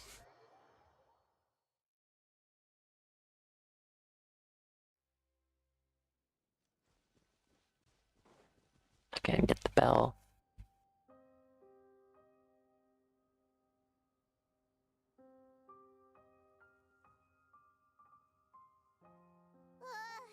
Paimon's exhausted. Paimon definitely didn't expect having to float this far after a full day of filming. So, Chevres, why did you take us here? Affirmative. It wasn't anything conclusive, but it should show us a clear way forward. Have you ever heard of someone by the name of Emily? Huh? Oh, you mean that famous perfumer? She's a good friend of mine. She's lent me her aid several times in the past to resolve some difficult cases. After I discovered the rainbow rose at the scene of the murder, I sent it to her. After all, she's probably the foremost expert on flowers and scents in all of Fontaine. And then? There was nothing remarkable about the flower or the trace amounts of soil left on it. But according to Emily, the rainbow rose left by the killer was derived from a very rare cultivar. Huh. Paimon didn't know that there were different varieties of rainbow rose. Paimon just thought they grew everywhere in the wild. Flowers that are deliberately cultivated will always show some different features from those that bloom in the wild. We already knew that the rose left at the scene belonged to a special cultivar, but with Emily's expertise, we were able to pinpoint the place where it was first picked from. Oh, Paimon gets it now. So whoever first planted that rainbow rose was probably the killer. Or just had affiliations with the place. Precisely. And after we checked what we learned against some sales records from the past, we discovered that there's only one person in all of Fontaine who could grow and sell this specific cultivar. Really? And who is it? It's the novelist. Huh. But didn't you say he had an alibi? To be clear, I haven't changed my mind about him. I still don't think he was the one who pulled the trigger. However, that doesn't mean the true culprit never visited him at his home or never purchased a rainbow rose from his garden. Whatever the case, we will have to confirm a number of things with him. So you mean the next place we need to go is... Yes, we're going to pay him a visit at his home. Huh.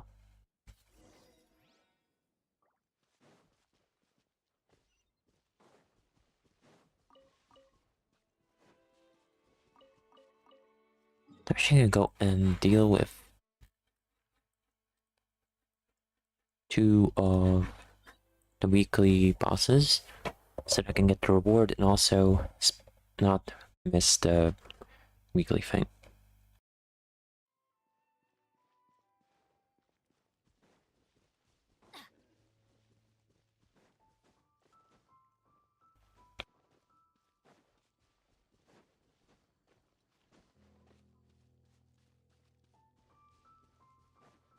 There's also some Rift Hounds nearby. I did use a lot of my talents from them.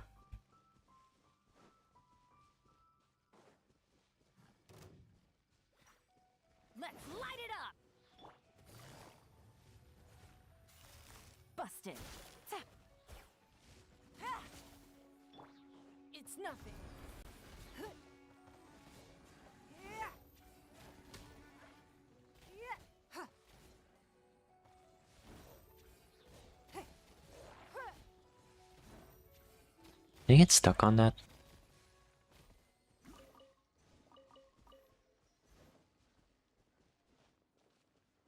Let's see, got some more of them.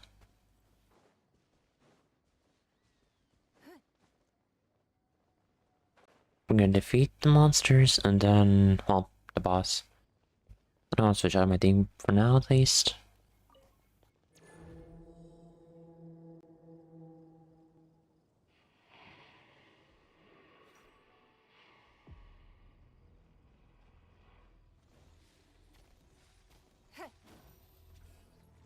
Don't waste my time.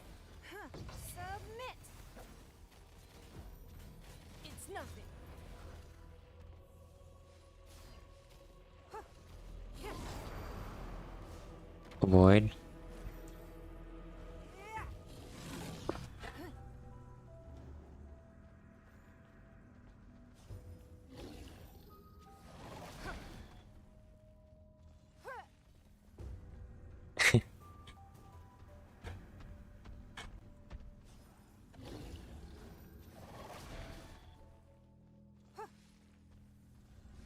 One more.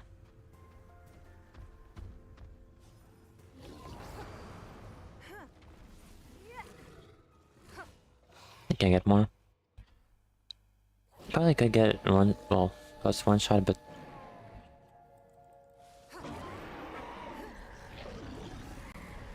Give up.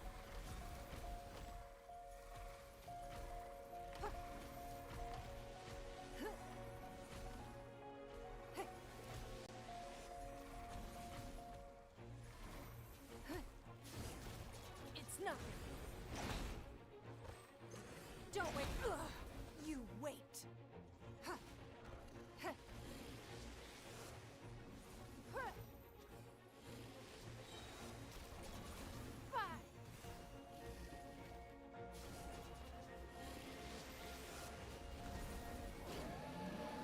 get him. And then I switch to my other team. Switch out Ning Wong for now. Friendship lower. I'm keeping Zhongli for the weekly with Senora for now.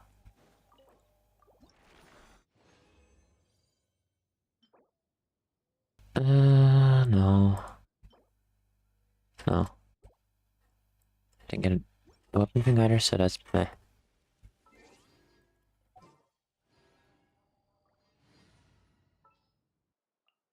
Let's make haste. And I can switch back her and then go water chilled.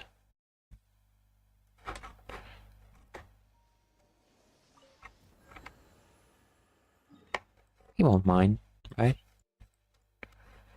He's in the... here. Golden House.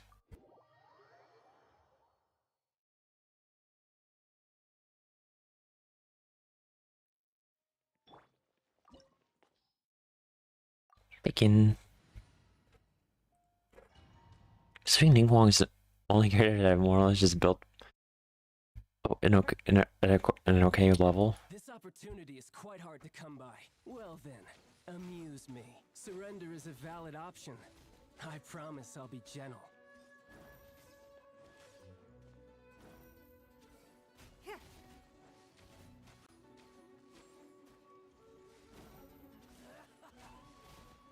Seems angry. Quick to flee. Try this.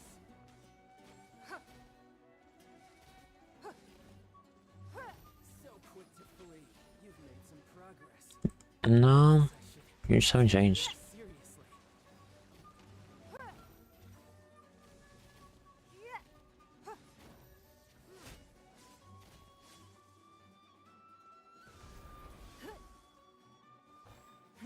Give up.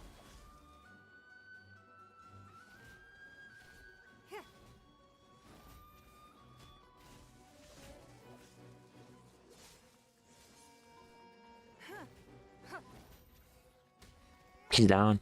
I didn't get hit once. I'm becoming.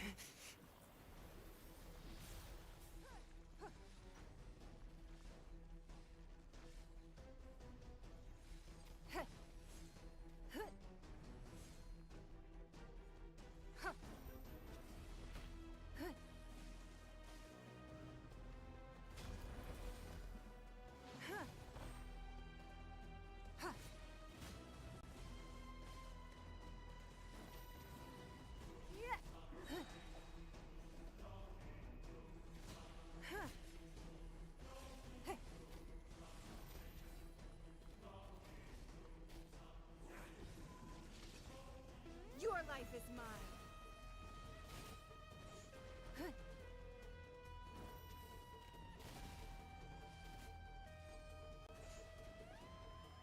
It's nothing.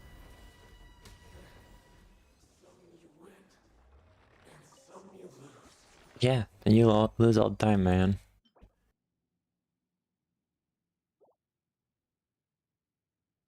Yep, not needed.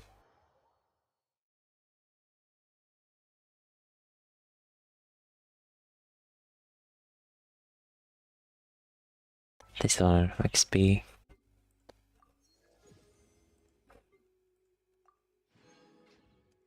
Well, at least I get another wish to dump it here. It's gonna be a while till I get another 5-star from this place.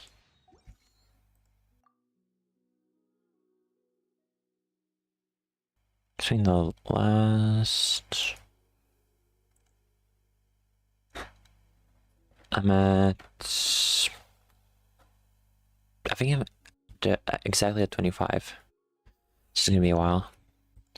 I have Navia. This is already updated. Yeah, I did. Only had free pity. That's funny. How much do they have left? It's basically ready to pop and halfway. Putty.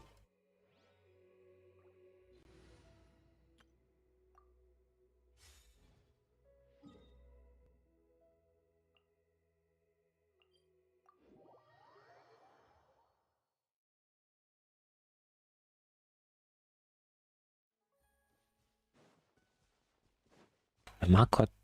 Take it easy. Bell. Are there any treasure chests nearby? I don't think so. Boar. Take it easy. I think I already dealt with that. Wait. Look.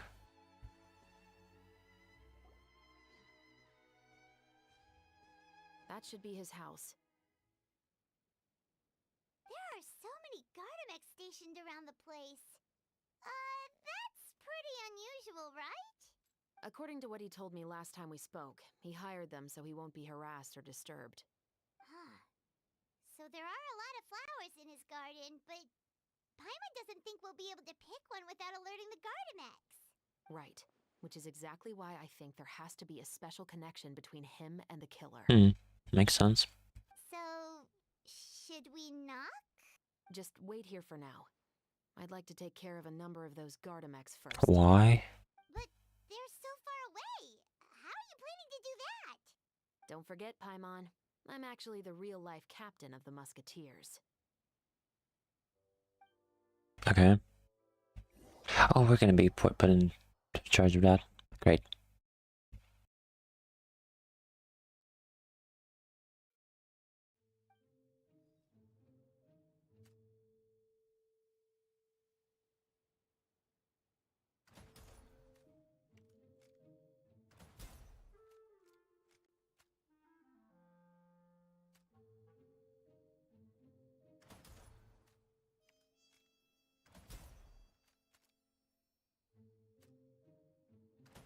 Shoot him in the butt. Why does it only take 2? That's weird. Just like more or less pinpoint where it would make sense if you broke the core thing, it would just fall apart, but really that easy? All clear. Let's go. Wait! Paimon's a little nervous now that we know he could be the killer. Can we go over our plan of action again? I'll go knock on the door and make sure it's safe inside. Once we're sure that we're in the clear, I'll ask him to come with us for a quick round of questioning at the guard's headquarters. But can't we just arrest him? No. We still have no evidence that he's the killer, or that he lent the killer any direct aid. Still, it would be appreciated if you could pick a rainbow rose from his garden for me while I'm talking to him. It'll help the Marashose Phantom confirm Emily's theory. Sure, no problem. Just be careful, Chevras. Alright. Going in.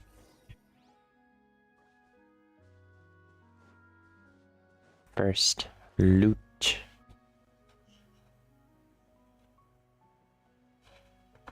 Loot. What if like there's something specific we're gonna have to do with that?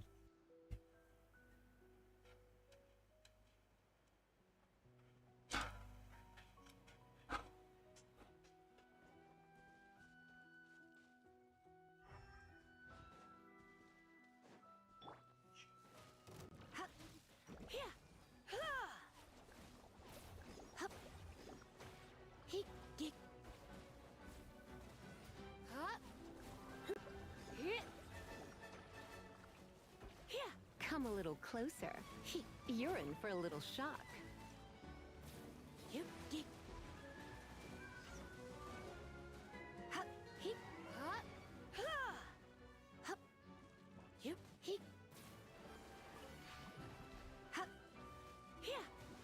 Come on.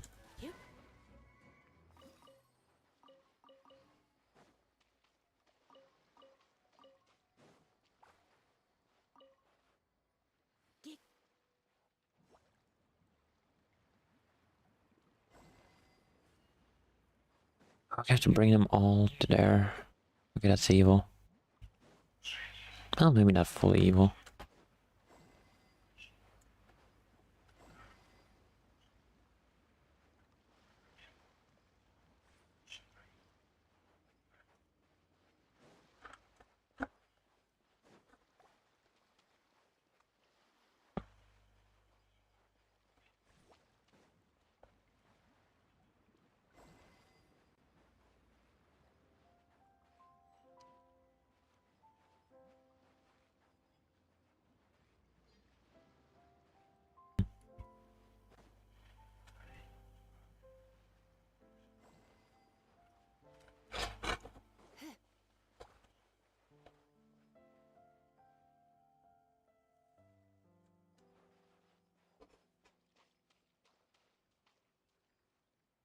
I have to be in the water to make it better.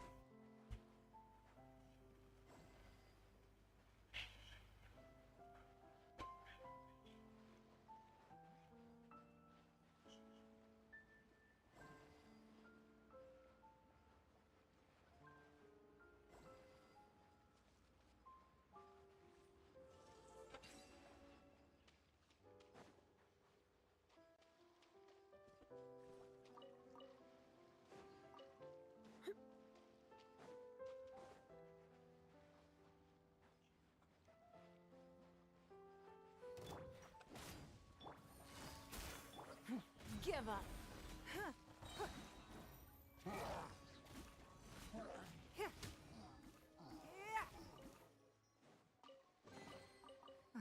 Wealth.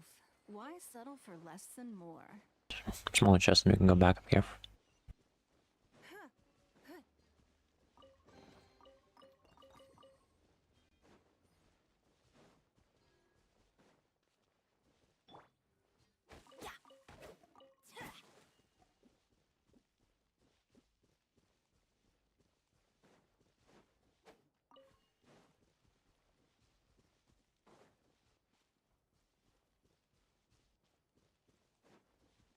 Off we go!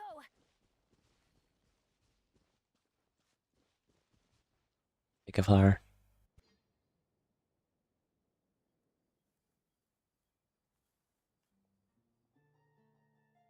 Excuse me, Mr. Baptiste, are you home? Who could it be at this hour? Oh, it's you, Officer Shovras. Would you mind accompanying me to the guard's headquarters, Mr. Baptiste? We would like to ask you some questions about a case. Oh, is it still regarding the murder case from before? I cannot confirm or deny that at this time. So it is then. Listen, Mm. I need you to come with me, Mr. Baptiste. Miss Shovras, I'll save you the trouble. Oh, and you two over there? There's no need for you to pick my flowers either. It's not time for them to bloom yet.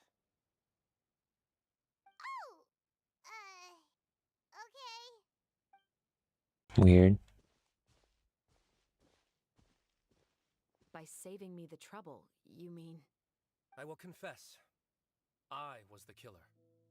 Huh? He just admitted he's guilty! Not like he's just protecting someone. Please relax, everyone. I'm not armed. The musket you're looking for has been buried in my backyard. Then it's my responsibility to inform you, Mr. Baptiste, that everything you say right now will be used as evidence for the inevitable trial. Yes, I am perfectly aware of that. I must say, I hate this feeling. Oh? Is it because I confessed? Or because you've been proven wrong? Both, I suppose.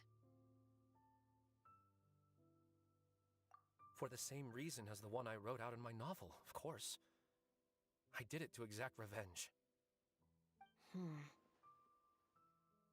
I know you haven't figured out the link between the two of us. Had you done so, I'd have been taken away to the headquarters a long time ago. But that won't stop me from always remembering his grotesque face. After all, he was the one who killed my mother. Your mother is still healthy and well. You know, I was adopted as a child. I was referring to my birth mother. That was never recorded in the orphanage's records. Please forgive a 6-year-old child for concocting some lies to protect himself after watching his mother die right in front of him. So, your novel, it was like a record of your life? No, of course not. It was a work of fiction with many embellished parts.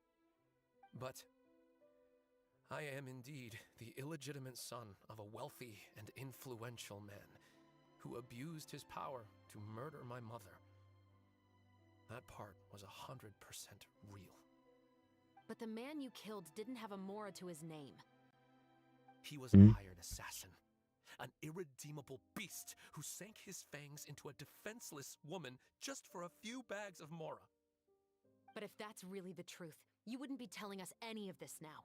You still haven't managed to take revenge against your father, the true mastermind behind it all. I never thought I'd hear that kind of thing from the captain of the Special Security and Surveillance Patrol. I'm simply skeptical about your motives. It's simple, really. I've grown tired of everything and don't want to shoulder this burden anymore. Don't want to get rid of the first one. You may have considered me too soft to pull the trigger. Well, as it turns out, you are exactly right. I've become overwhelmed by the aftermath of the murder. So you're going to call a stop to your revenge, just like that? The true mastermind is too rich and too powerful for me. I've accepted that I will never be able to avenge my mother alone. And so what? The characters in your book never gave up. Now, Officer Shavras, I'm the one who has killed a man, aren't I? Are you trying to convince me to commit another crime? What's your father's name? How do you plan to prove the veracity of all of your claims? Well, I'd like to speak with you privately. Sure. Why don't we speak privately at the guard's headquarters? No, it has to be here. I must ensure that we won't be overheard. Fine. Let's talk here. When I said won't be overheard, I meant by anyone. I would like to speak with you and you alone.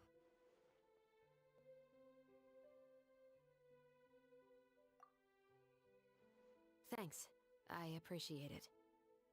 Please stay safe, Chevres.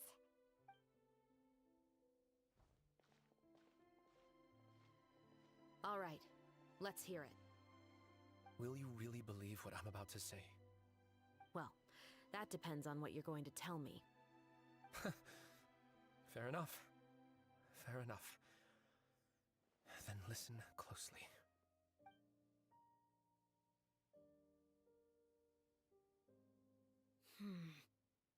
So that's how it's all connected. So, it seems you believe me after all. Do you want me to go public with this? No, of course not. At least, not right now. When then? Then why did you bother telling me? You've read my work. What do you think? Even if you were to go public with all of this right now, he'd simply deny everything. It's been too long. Almost 20 years. Anything that could be used as evidence has long faded away.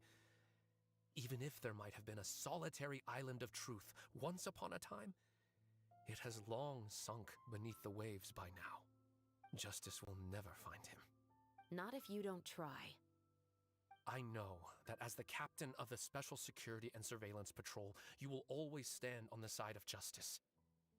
But do you really think a cushy life in prison really constitutes justice for him? I bet he could lead an extremely comfortable life in the fortress of Meripede. What are you trying to say? I've been observing you from a distance.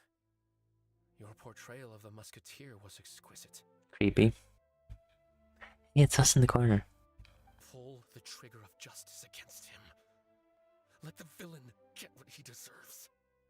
You want me to let you go so you may complete your revenge? No, Officer Shavras. I know that would be impossible. No. What I'd like is for you to perform the deed on my behalf. Is he mad? Oh, Chevres sure is taking her time. What could they be talking about anyway? Oh, Paimon's worried. What if he decided to attack her?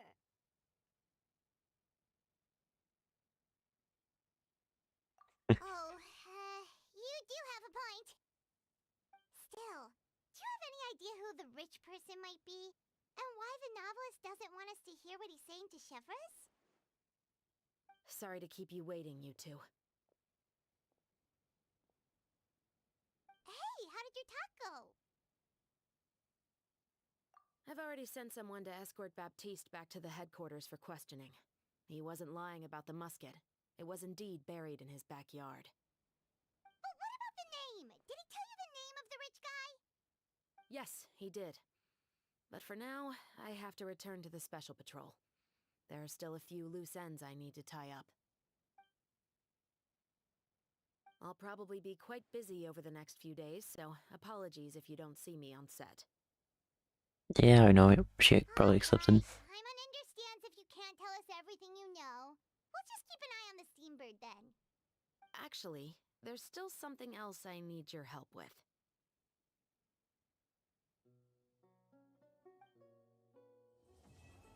Oh no.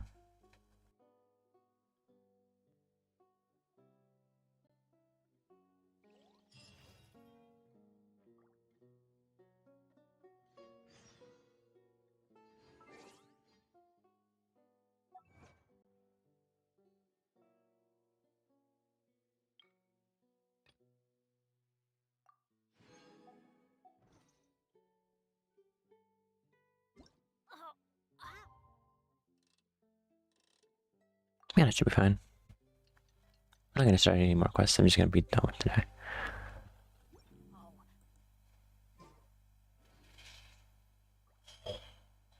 Oh, we have to wait another day.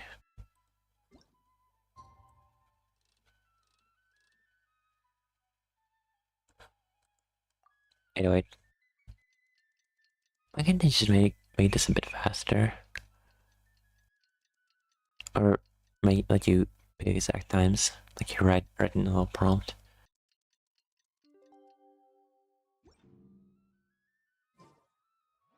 We haven't seen Chevra since that night at Baptiste's place. Well, guess there's no point in worrying about it now. Let's go join up with the others. What's going on here? Next one.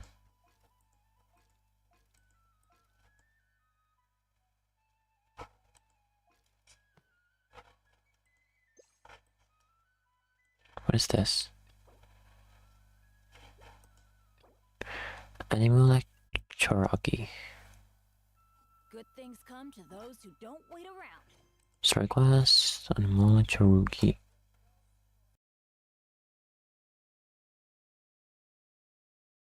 Oh, her.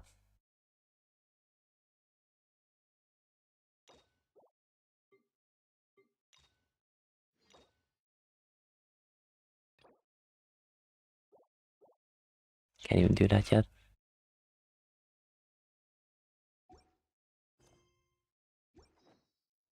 Oh, ow. Anyway, that'll be it for me for today. So see ya.